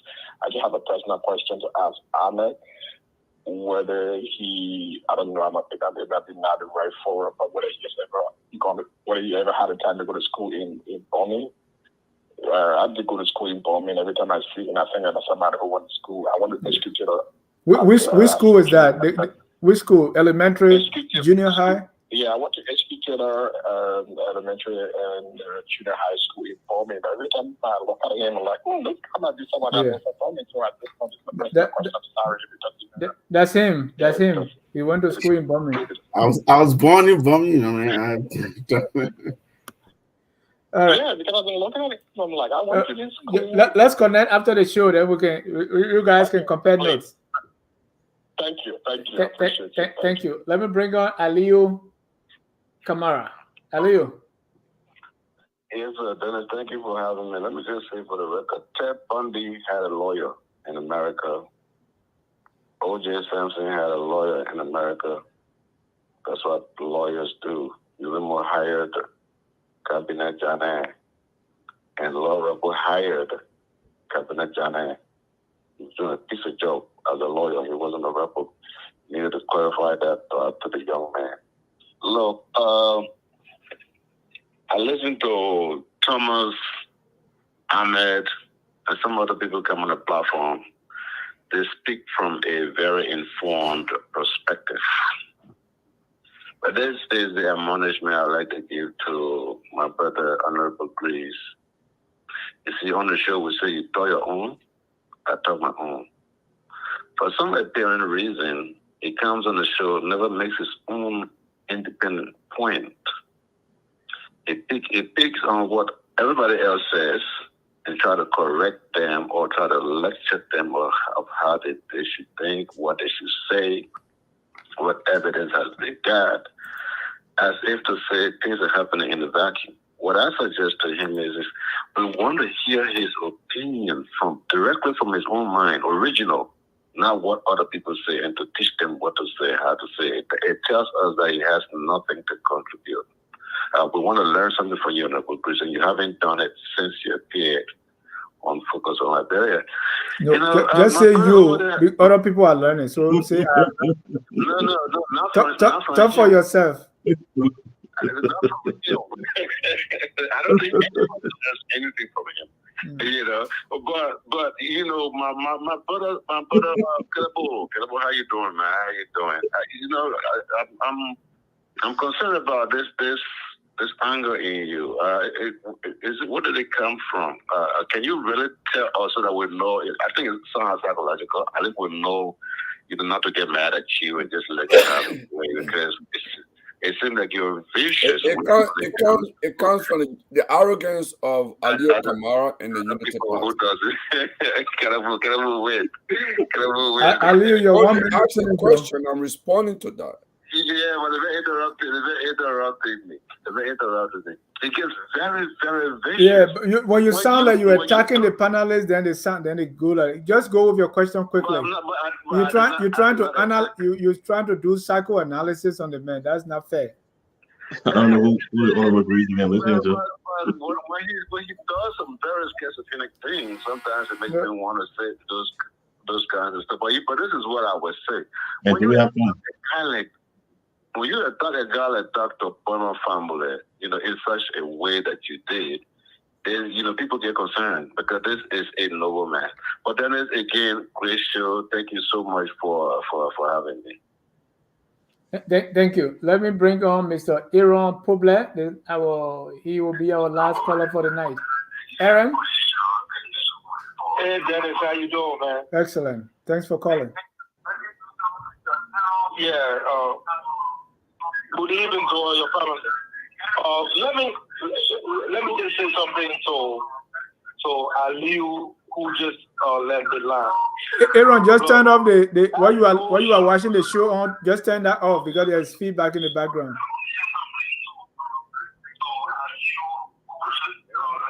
Turn off your device where you're watching us from. Yeah. Is it better now? Yes, sir. Go ahead. Yeah, this notion that if you come on the platform and you are not supporting JMB or the Unity Party, nobody learning nothing from you, they need to stop that. The people from the Unity Party just see Liberia for them. No, Liberia is not for them. Liberia is for every one of us. Okay?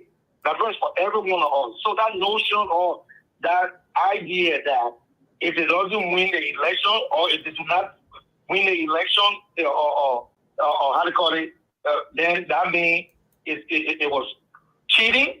They need to stop that. And I'm just surprised that, Justin Janet to come on the show this evening and make such a comment, okay? And make such a comment.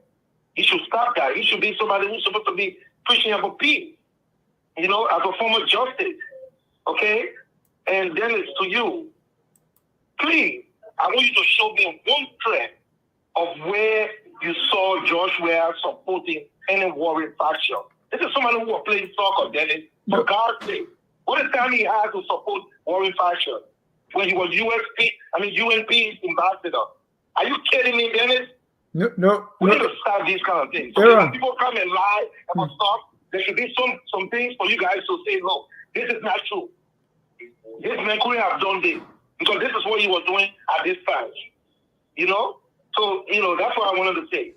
Thank you. Thank you. What I was saying is he is accusing Kabineh Janneh of supporting rebels based on those. Who doesn't know about Kabineh Janneh? Hold on, sir. Based on Kabineh Janneh was involved with Kehleboe case. Yeah. Everybody knows that. And what's the evidence? Who called the name? Everybody knows that. No, who called? Everybody that came on that show from Kehleboe case called Kabineh Janneh name. A lot of people call his name. Has who now? Has somebody who bought Huh? No, okay. So my point was people are making allegations. People made allegations that George Weah supported Model, Ellen supported NPFL, Kabineh Janneh supported Cllr. If somebody comes to you today and say Aaron Public supported this warring faction, you gonna believe it? No, what I'm saying is we cannot base these things on people's allegations alone. That's the point I was making. Exactly. That's what I'm trying to say. Right. So you as a moderator, you should be able to stop those kind of things. No. I brought up George Weah and Ellen to make the point that mere allegations alone should not fly. Hey, man, you guys. Let's move on.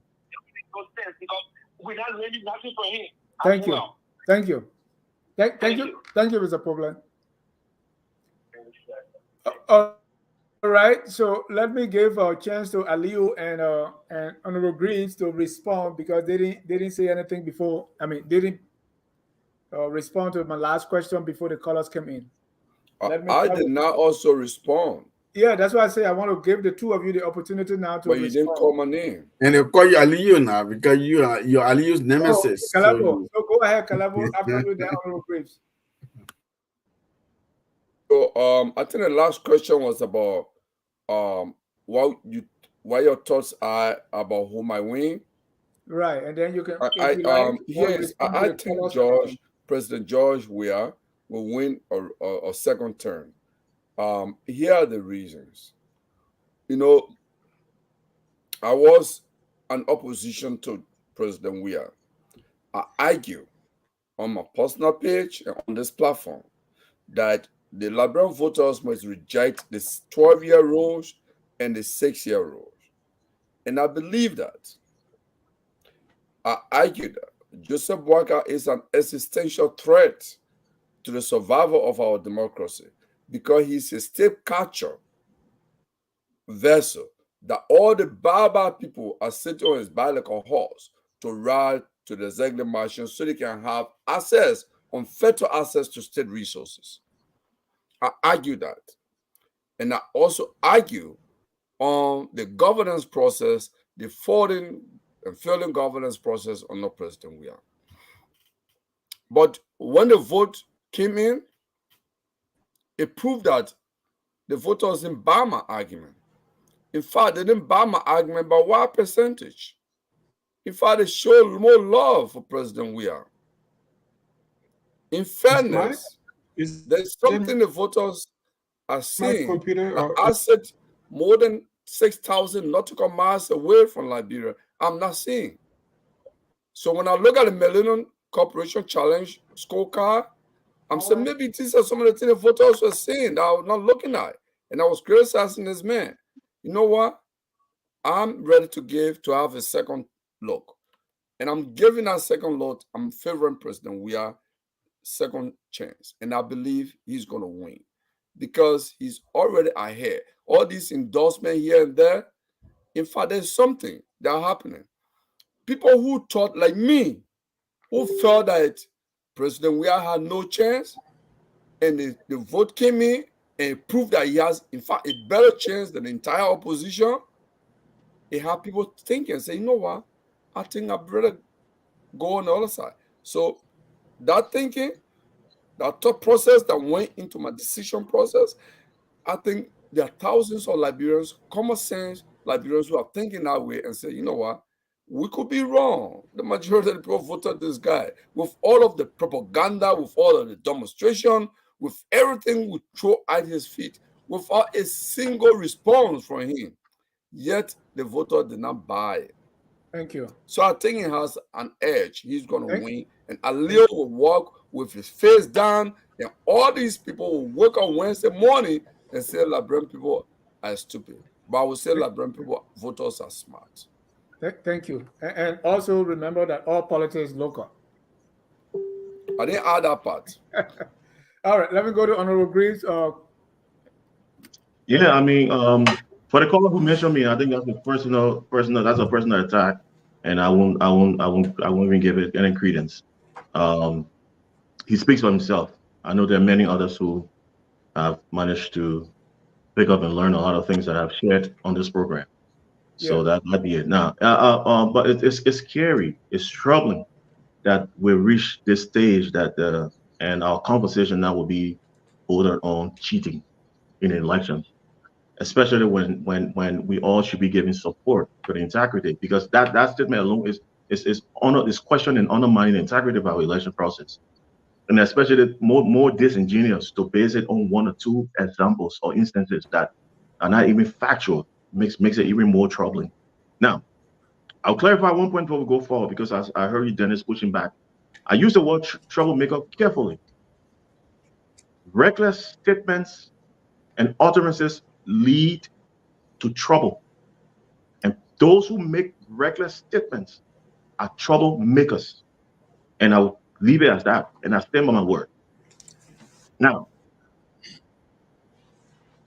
who decide what is reckless?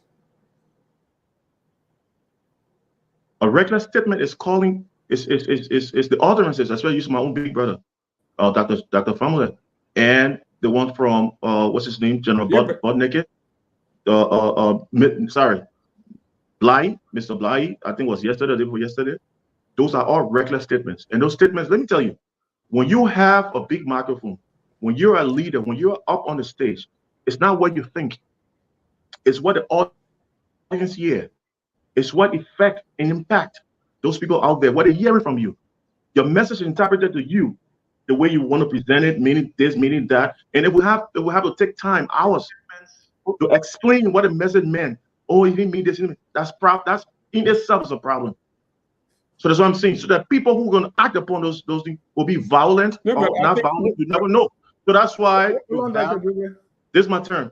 That's why we all have to be credible. We all have to be sincere. Can I just finish my point? Yeah. So we all have to be very careful how we speak at critical times. It can be misinterpreted. It could lead to violence. It could not be our thinking, wishful thinking. But yes, we alter those words. They're reckless. Now, what I've observed of late is that I still go back to this whole thing. There are people who are growing weary. The second round of the runoff elections does not have the same momentum or impetus as the first round. There will be less voters. I might be wrong, but I believe from history, there'll be a little less voter than voting public than we experienced a few weeks ago. It's all about name recognition. It's all about Jehovah's Witness. Those who have the finance, who have the means, who have the momentum, and who have the names that people want to identify with to go from door to door, knocking on those doors and pulling all those votes. That's what you have at this stage, at this phase. What I've seen on the other side of the ruling party, they are in line with that, being very subjective and objective. They are in line with that. They're having rallies, they're having gatherings, they're having people coming They having, I mean, everything is jeer, is motivating and what have you. On the other side, you have people coming, giving the support, endorsing, but the statements and the comments that are coming from them, and the individual, the faces, the image that is representing the opposition unity party does not make it any better for them. I'm telling you, I'm talking to people, I'm hearing, you're seeing those faces, you're seeing those people, and then you hear the comments from them. It's very frightening. And people are growing equally concerned. People even voted for them the first round are now thinking, are these the kind of people that will be leading us? Are these the kind of people that are making decisions for us? Are these the kind of people who are threatening everything around here? What kind of discipline will have leadership? Getting too much of so that's what, I mean, I'm giving my opinion, Dr. Dukule. Let me finish my point and go. That's a twisted opinion. You only hear the wrong things the opposition do. You never hear what the CDC does. That's an insult, man. Take it back. No. You know one side. You see one side disorganized. Be balanced when you want to act with me, right? Be balanced. Don't put my opinion twisted. You have your opinion.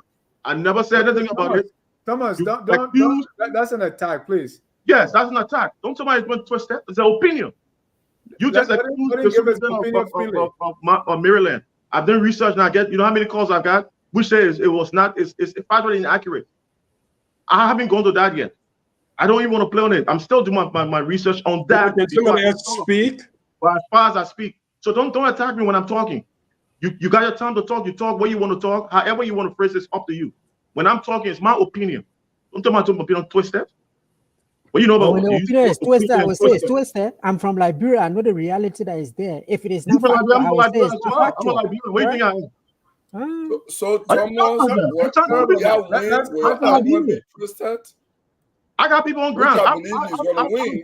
Government. I have no, but I think Thomas is calling for objectivity. Okay. That's people intellectual honesty. It's intellectual honesty. Don't question my opinion. Don't question my integrity. Don't question my mindset. Don't question my mental faculty. I do my research, and it's me. You can disagree with it. It's up to you. Can we finish with a lecture and then go to the facts?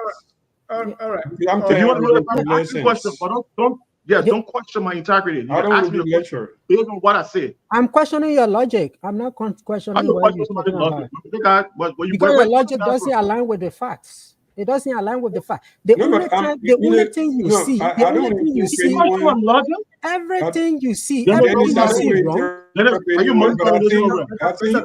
Mr. Kane, can we? Can we? Who are you questioning my logic? Dennis. Hold on.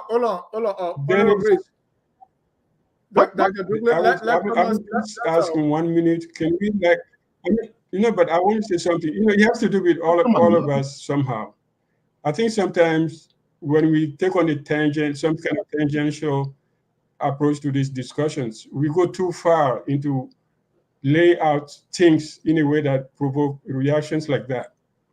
I think, when you say the government side, they're doing rallies and they're well organized, but on the other side, they got all these people, you don't even look at them, the way they speak. That's, that's too judgmental. We're trying to have an intellectual discussion. Your opinion, of course. But when you say people calling me, telling me, people who voted for them, no, let me talk. And say people who voted for them calling you and say they're not going to vote for them. Come on, that's like campaign 002. That's what I hear. That's what I observe. It's tiring. You can observe something different. It's up to you. I observe what I observe.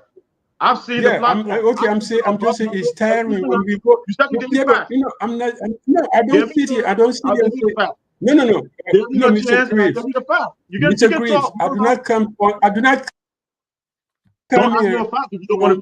Mr. Greaves, I do not come on this platform to say I got Liberia. I don't care. In a group of rescue soldiers. I'm just saying. I don't care about that. I'm just saying. Let me name for you. I'm just saying, Mr. Greaves, I'm trying to tell you, I don't come on this platform to say that people say to me, I come to discuss our ideas, to change our ideas. You're saying the same thing, you're repeating yourself. It's becoming repetitive. I heard General Abdoulaye making threats with men in black, all dressed in black. You see, you attack the men, Greaves. Greaves, Look, you attack the man. You don't want anyone to attack you. You're saying that Dr. Dukule is repeating himself, saying the same he's thing. saying the You same thing attack to me. people. Say You that your know, logic is you both twisted. naked. So what? Your logic is twisted. You say it's personal The attack. biggest No, warlord in Liberia no. was who? He It's asked me a question. intellectual You have honesty. We're facts. holding you to intellectual standards. Say, look, Dennis? don't be dishonest intellectually. Dennis, These guys are just give me 30 because seconds. I'm not on the Dennis. side of him, and I'm Hold giving on, the hold on, logical hold on. balance. Let's. I'm hitting the reset button. Honorable Give me Greaves, 30 seconds. Honorable You Greaves, said I should give you the facts. Now Honorable I'll give you the Greaves, facts. Honorable I Greaves, listened can to you hear General me? Bodnike yesterday. Honorable Greaves, can you hear me? I'm hearing you. All right. We are hitting the reset button now. I give you 30 seconds, so please complete your thoughts. Thank you. I listened to General Bodnike yesterday. All I heard was threats. He looked fearful. He had a group of auxiliaries around him with men dressed in black, head cover black. He made a lot of threatening comments. I listened to the comments of Dr. Famule, my own big brother and mentor. He knows me very well. I found his statement reckless. That's the pattern, in the same direction. I listened to Yeke Kehleboe. I heard his utterances. That's also the same pattern. I listened to other speakers who came up on stage, and most of them are not members of the Unity Party. They are all from different political parties. Most of them are independent candidates, and that's the problem with the Unity Party right now. So the party is that besides Joseph Boaga, everybody from Yombi Kanga to Senator Darius Dillon to Madilla Cooper to Prince Johnson to even I think the Coon. I'm not sure, but I said to be corrected. Not even your Unity Party members. Partisan card holder. So let me tell you, when people listen to this and people on the ground are listening to these people more and more in the labor market, in the talking place, they're hearing these things over about cheating. You heard our renowned lawyer who served on the Supreme Court bench, who even made an example, the accusation on cheating based on one example that he shared with us. So that's where I'm coming from. It's reckless. Thank you. Thank you. Thomas, you got your 30 seconds. Yeah, you know, we have a bigger problem after the war. Other countries like Sierra Leone took a different path. After the Civil War, Sierra Leone set up their war crimes code. It like punished those who participated in the war. And beyond the war crimes code that Sierra Leone set up, they also made sure that anybody who participated in the war, when they put their hands up for elected position, they were never elected. Up to now, those who participated in the war, that is the punishment that they gave to them. We have a situation in the country where everyone who participated, most of the people who participated in the Civil War, after the Civil War, went and got elected, and they are part of our body politics. So when we try to identify, oh, this other person said this other person said the other one, we need to be balanced, that our politics circles around these people. Some of these people who have just been elected senators in some counties. My point is that everyone has associated with these people. So when you come to the point where you just want to cherry pick, oh, this is what Bodnike said, this is what this other person said. Have you forgotten when the CDC came to power? When Magay brought all these ex-generals together and established an office for them and started to give them rights. The very Henry Costa who has joined the CDC today, when they were shutting his radio station down, wasn't that General Power who went to execute that law? Execute the closure of Roof FM? This is what we need to be balanced. But you just come and cherry pick. This is what Bodnike is saying. This is what this other person is saying. Haven't you see everything that is going on? We have to get to a point where we decide as a country that these people need to be out, and we need to find a way to be able to move forward. But not to just come and be beating your chest to say you are talking facts when you cannot say why exactly the CDC is doing. You only find fault in what other people are doing. Let's be balanced. Let's raise the issues. But I think, Thomas, that issue is more on Joseph Boaga's side, who said he would dance to the devil by going to the highest border in the land. Thank you. Let's move on. Thomas, you made your point. At this time, we go to our last segment, which is the Tabata of the week. I hate for us to get to 2 hours, 30 minutes. This is just not good. Oreo want to be part of Tough Talking, so he's in the background. Sorry about that. But let's go around the room for your Tabata of the week. Tabata in the crew speaking language, meaning nonsense. What's the nonsense of the week, Mr. Gongloe? Mr. Gongloe, what's your Tabata? Well, I'm thinking about Tabata. I think pass. I can come back later. All right, Mr. Sirleaf, you always want to pass, so. No, I think it's when you allow these tangents, man. This laser intellectual. Look, let's focus. I don't care. At the end of the day, we are all Liberians, like our song says here, right? Our team song. We are all Liberians. This election will happen. It will pass. We will have a president. We're all passionate about, everybody who comes here and argues or wherever you are, you're passionate about the person, you support their views and so on. At the end of the day, I guess to me, it translates to us caring about Liberia and wanting the country to move forward.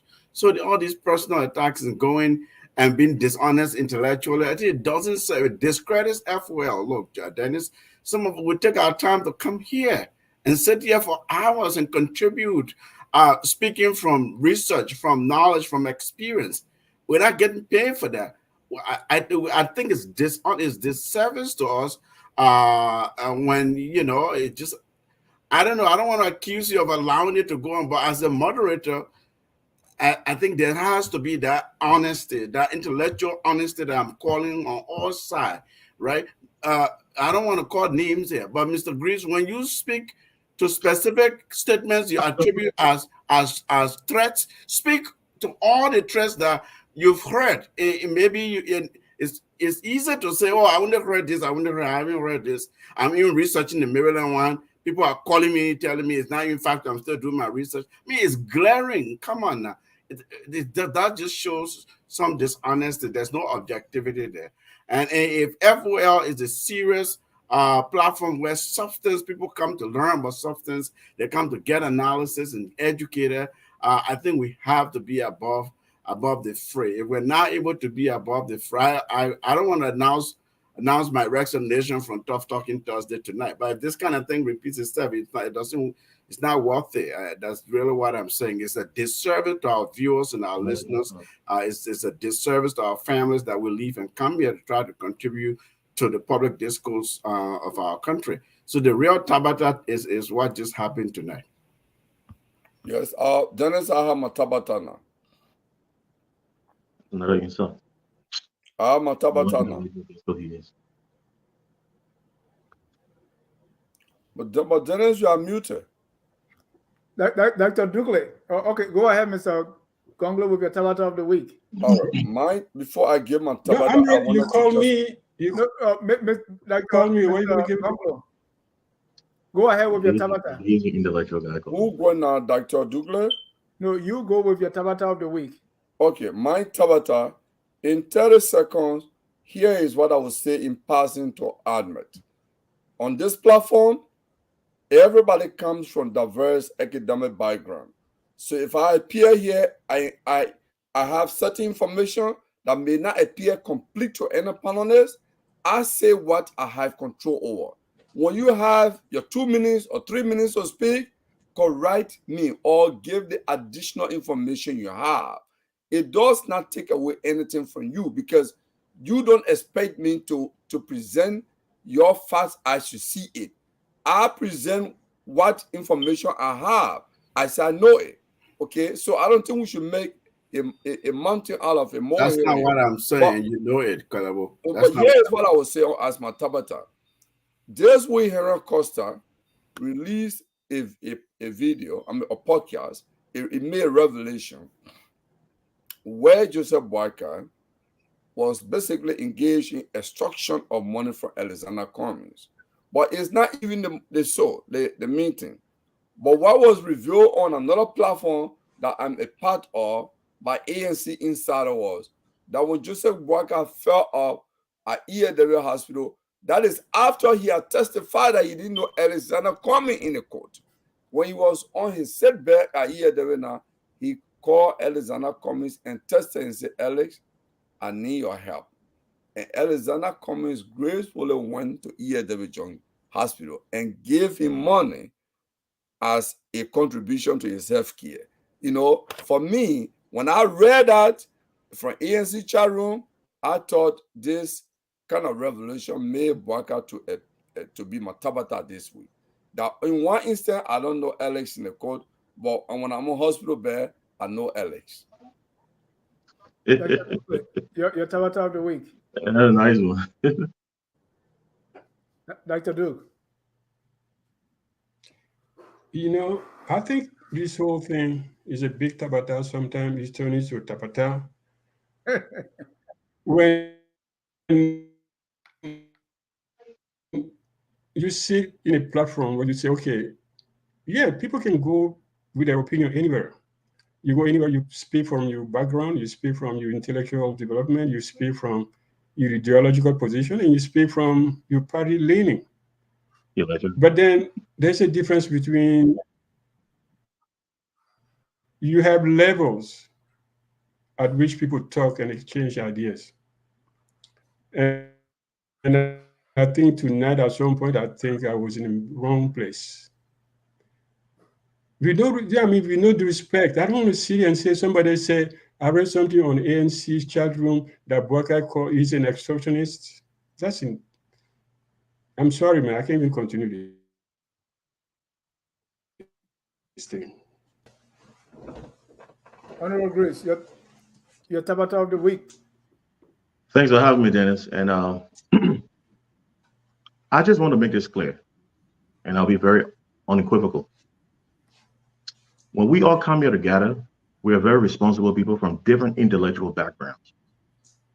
We all do our research and our due diligence to inform the audience objectively from our own perspective.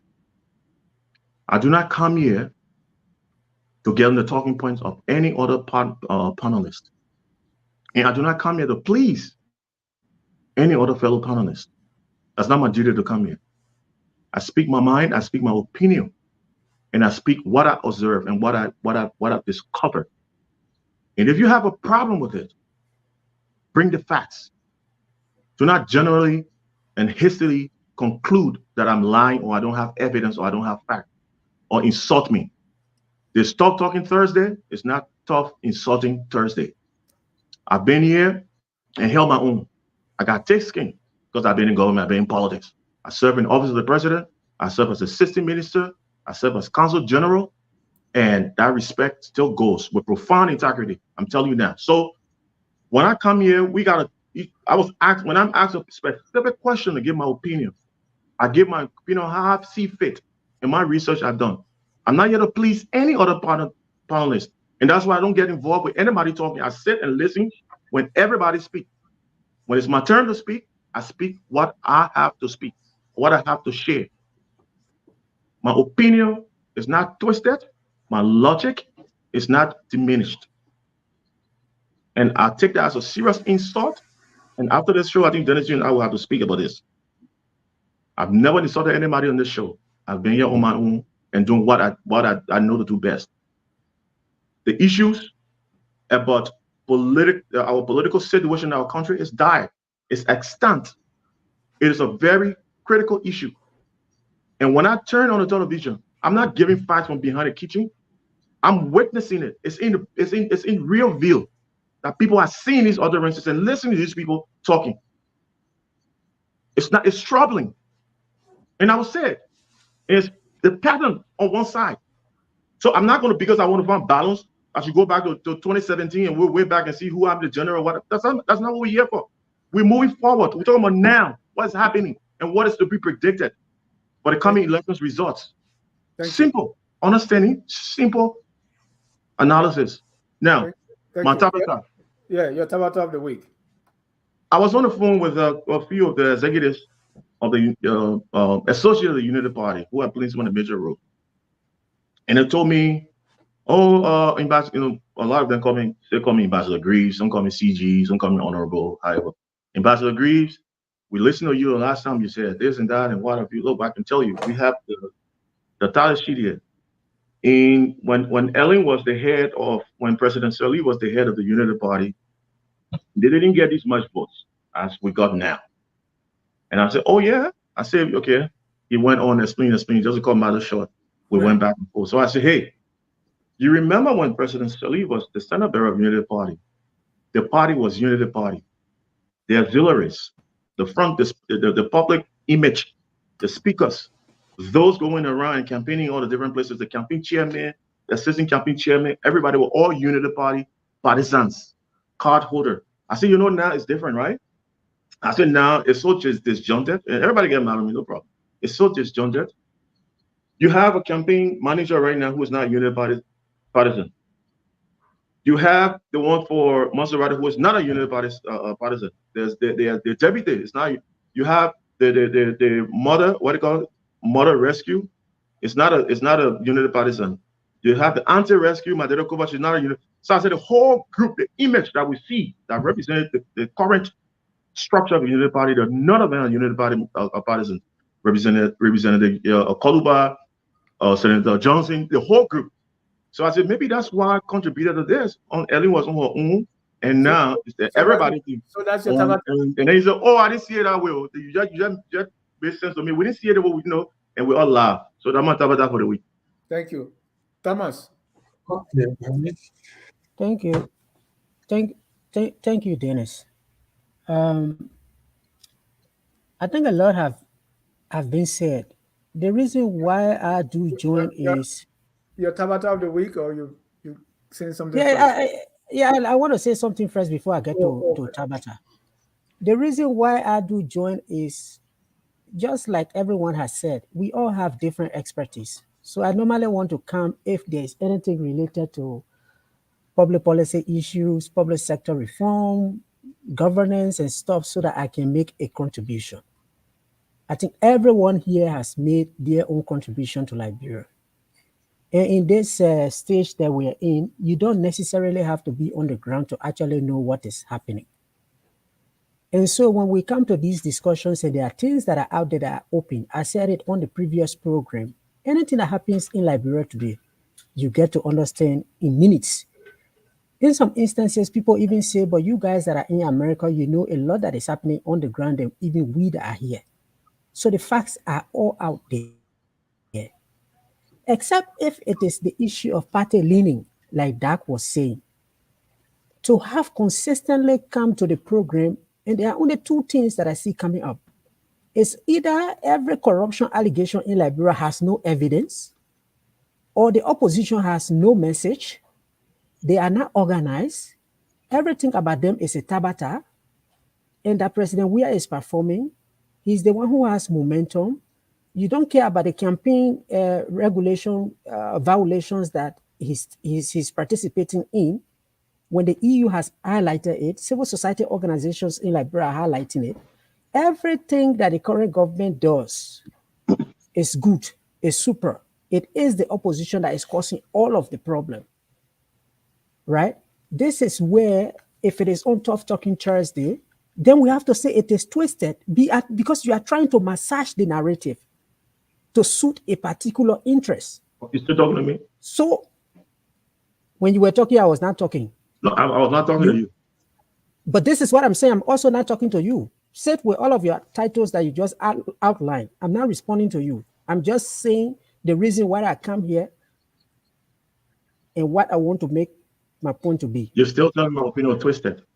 And you just previously used. So what I'm saying is, except if on tabata or making closing statement. I come and make my tabata. I come and make my tabata. Give advice to who you want to give it to. Take me out of it. You don't have to tell me what I need to say, because I've always been coming here with information. Yeah. No, I have all legal authority over me. Like I'm saying. No, don't let me talk your tabata. I have legal authority over me. Honorable Greaves, hold on, please. Mr. Kabineh, please go ahead. Don't tell Mr. Greaves that his logic is twisted. Let's get away from the twisted logic issue. Go ahead. I stand by that comment. I'm not going to go back there, but I stand by it. I'm saying he's trying to massage the reality. So my point is, I think I'll have to talk to you after, because this brother is still not in control. Talk to we all have to leave me alone, my man. You like me? And I give. Thomas, Thomas, please leave the Twister business. Go ahead. Yeah, talk your thing. Okay. Leave me alone. Okay. I'll let You one say, more. you say you get tough skin, but I know why you jittery. Mr. No, Mr. I'm Bennett, go not ahead with your asking- Tabata of the week. So my tabata of the week is that I see that the ruling party is kind of jittery about the elections. There's this issue of them arresting a Ghanaian IT expert that is in the country. They've brought up this video, and Jefferson Koji had a press conference that Oscar Blow, who has the ECC, is the one that is in the video. And they've even written the US Embassy to stop funding the ECC and all of that. And Oscar Blow has just come out to say, no, I'm not the person in the video. So I'm not sure why they didn't watch the video carefully to really see whether it was Oscar or not. And they are writing all of these letters. So to me, I think to come to these kind of conclusions without actually analyzing the situation as simple as watching a video is a tabata. And I think these are things that will cause problem in the election moving forward. Not only what other people are saying, all of that. So to me, that is a real tabata. Right. So you stole my Tabata. I already prepared my slide for my Tabata of the week, which is the chairman's letter say, hey, don't give these people money because they're interfering. I thought that was complete Tabata. So let me see what our viewers are saying about their Tabata. Let's go to closing, Dennis. Hold on, I want to bring in our viewers. They chime into Emmanuel brought my Tabata of the week is hearing Dr. Formula talking about delegitimizing the government when president. We are wins the round of election. Complete Tabata. Everybody finished giving their closing. So No, I didn't give closing. And they said, talk your own Tabata, leave the brother alone. Abi Tala said the way everybody want to talk to me, Lola, there will be a new set of panelists next Thursday. All right. We'll be here. My own Tabata is the way the endorsements have turned out, right? So one party, maybe 6 different people each endorsing their own. So tonight, maybe we the branch from Suniwen. This is the person we are endorsing. I think that's exciting. But gentlemen, thank you so much for tonight. At this time, we'll give closing. Yeah, we'll give closing, but I'm giving 49 seconds each for closing comments. All right. Let me start with Dr. Dukule. No, Dr. Dukule, your closing, sir. My closing. Okay. Very short. I think the people who are talking about cheating, and people who are saying, oh, you're doing this because you don't want the president to win again and all of that, seem to forget that in 2005, the elections were not settled after the results were given. There were demonstrations in the streets. UNMIL has to protect this election commission. In 2011, somebody didn't die because CDC said the elections were stolen. So the issue about election being stolen, not being stolen, is something that we have in our culture. Except 97, everybody said, well, Taylor was going to win anyway. But 85, we all know what happened. And before that, elections were one-sided. So I think this, people would think about it, people would talk about it, but I think to blame one person about it, that's what's not right. And I don't think there's going to be a cheating. I don't think so. I hope not. And I hope everybody will be organized, everybody will be organized and stand by the polling station and know what they're doing and then get a peaceful election. But we had this thing about cheating. It was 2005. We had to go to Nigeria to resolve it.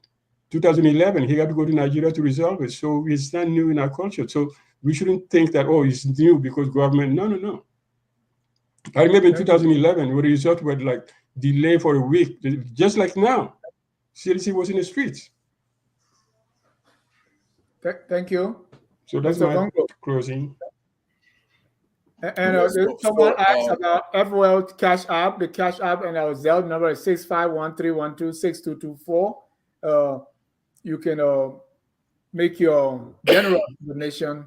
As one of my friends said when in high schools, he said your nickels and dimes are indispensable. So, and he also said, even though I'm financially bereaved, but I'm given this. So, in spite of your financial bereavement, you can also contribute to your focus on Liberia.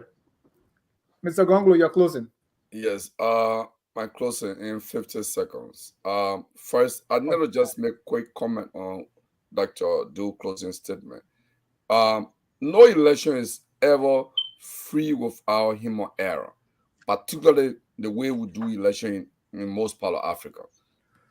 It's done manually in Liberia for that matter. So people get tired and different environment. So there's human error. So it's understandable. Even people do key in the data. You go to the data center, somebody could look at 200 and write and maybe type 20. I mean, all those are all possibility. Human error. Okay. 15 more errors. So 15 more seconds. whether it amount to cheating is a different set of questions to ask. So I'm not going to dwell on that saying we are closing. But here what I will say though. Just to pick on the few comments that came in last. When Dennis Jah asked me to join this Talking Thursday, he did not give me any prescription to say, these are the way you need to present issues. These are the way we do. I came here and hey, we in election season, which I would say the crazy season. I'm not here, and I will be very clear. If I'm teaching statistics or I'm teaching mathematics, it's exact. The formula is there.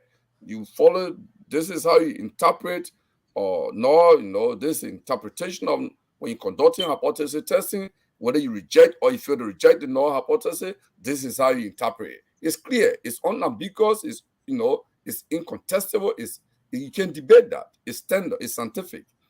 But on this political issue, I will pick what I want to pick against my opponent. And I will do that deliberately. If you think that's massaging the fact, if you think that's your business.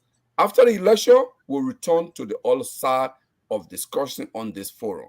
If it doesn't make you happy, Kehleboe Gongloe is on this forum. You can shut the forum down and leave until after the election. That's what I would do if anybody is not happy with me. But when I come here, I will attack Joseph Boakai. I will attack Joseph Boakai until he loses on November 14th. That's all I will do. Period. Thank you. Honorable Greaves, you're closing. Please don't extend it like it just boils down to what Mr. Gongloe just said. What is our sense of purpose?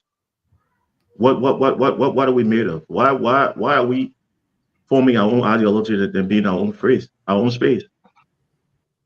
Is to avoid these unnecessary incoming and insults. But I will assure you, Dennis, I'm very busy, but I've managed through my diary and itinerary to make Thursday 7:30 available for your show when I can.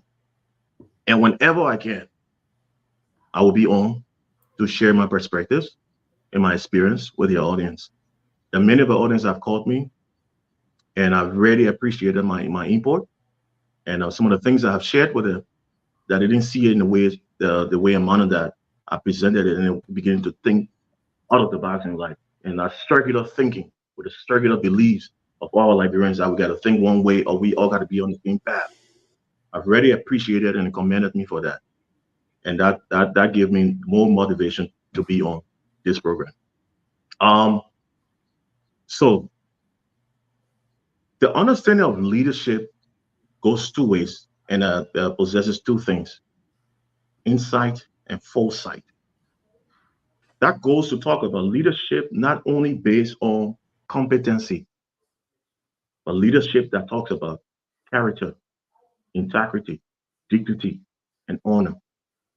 And in our country today, we want to be in that place where all leaders not only representing the political party as standard bearers, but those who have the opportunity to stand up on the stage and speak to the public, especially at this critical juncture.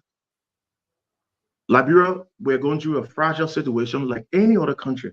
Even the most developed countries in the world, the strongest economic power, have problems with elections. And Liberia is no exception.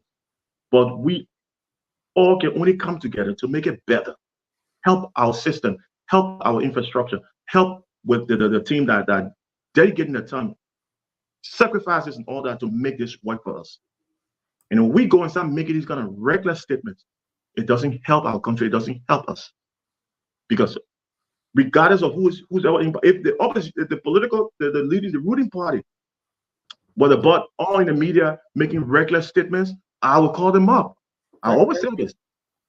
Thank you. We have a very situation. We all forgot our recent past with what we went through. We all forgot about the economic situation that's faced even this current government with the COVID repercussion. All those things are still haunting every country globally.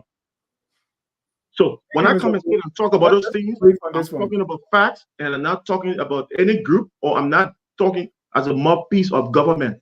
I'm giving the reality, what we face back home, and what we face here, and what we face every part of the world. So the audience, at least the audience, have got that. They understood those things, those statements and comments that I made. And when I'm talking about now, I get scared. Like many people back home are frightened when they hear these kind of comments. Reminding us of our past. So Liberia will be there for us, or regardless who win. But we should do the right thing, and we should criticize those who deserve to be criticized from the public utterances and trying to bring trouble to our country. Thank you. Gentlemen, please observe the 49 seconds. Thomas, you're closing. I think I like the way Mr. Gongloe closed. This is election. He chooses what he wants to say. And when you choose what you want to say based on your political position, then you have to be open for others to criticize you, because you are forming your own opinion. So I think if you come with that approach and somebody responds, I don't see where the anger should be coming from.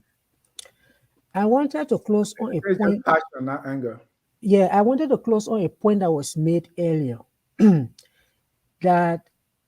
And this was around the issue of harmonization, that President Weah did not just sit and decide that I was going to cut people's salaries. I wanted to clarify that.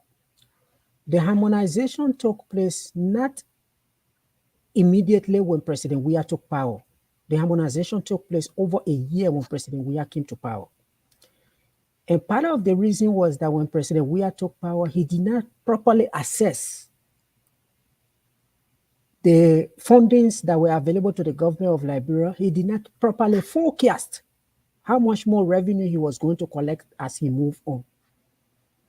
There were two groups of people that were working for the government of Liberia. We had people who were on the civil service payroll, and then we had people who were paid through remunerations. So you had the dual remuneration system. Anybody who worked in the government of Liberia knew that. And the place where that came from, it goes back to the issue of structural adjustment and all of these problems that the IMF and World Bank have with governments in developing countries. So they will have a wage bill that is very small, and then they will pay people on the side. So it wasn't only Liberia, other countries had it.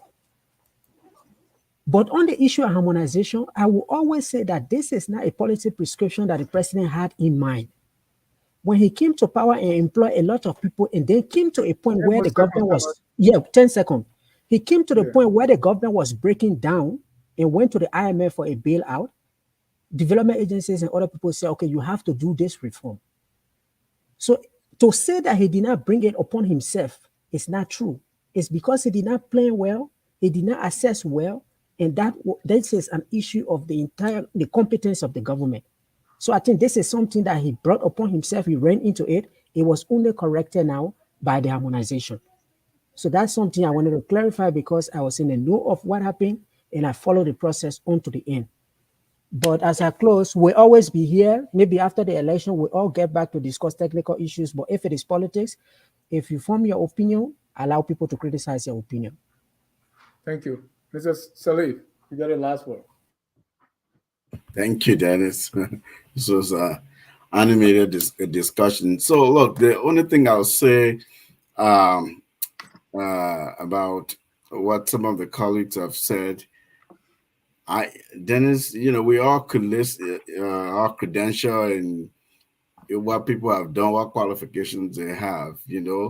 My father always used to say, when somebody is in a meeting, when someone is employed somewhere, something brought them there.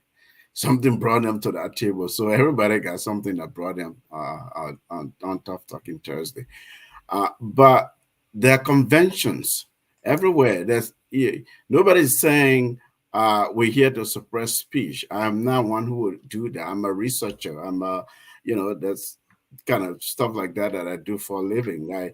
You encourage other people's views. You encourage contrarian views. You want different perspectives, multiple perspectives. You have to be tolerant. You're not going to agree necessarily with everybody else's perspective. That's what enriches discourse. It enriches discussions. But even in that, there's convention that says there's honesty. There's a thing called intellectual honesty.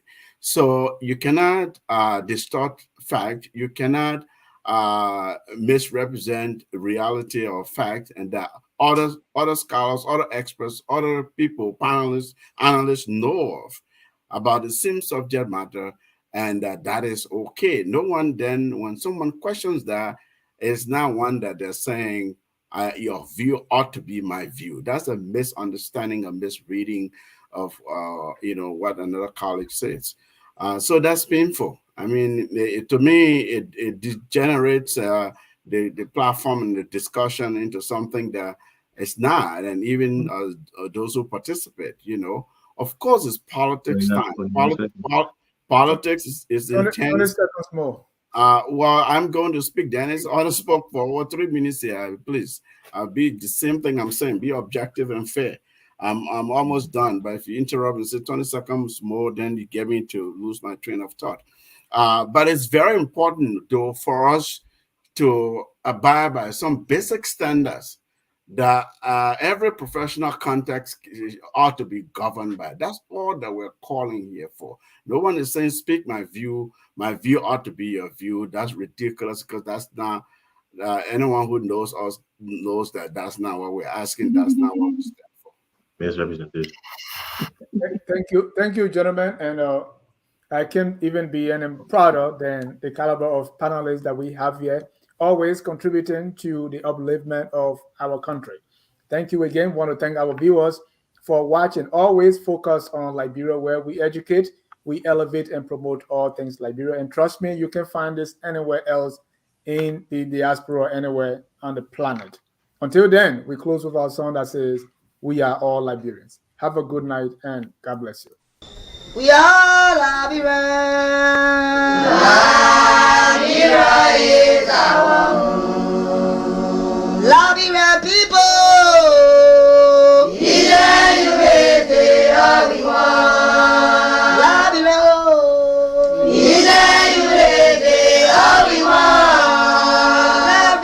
Liberia.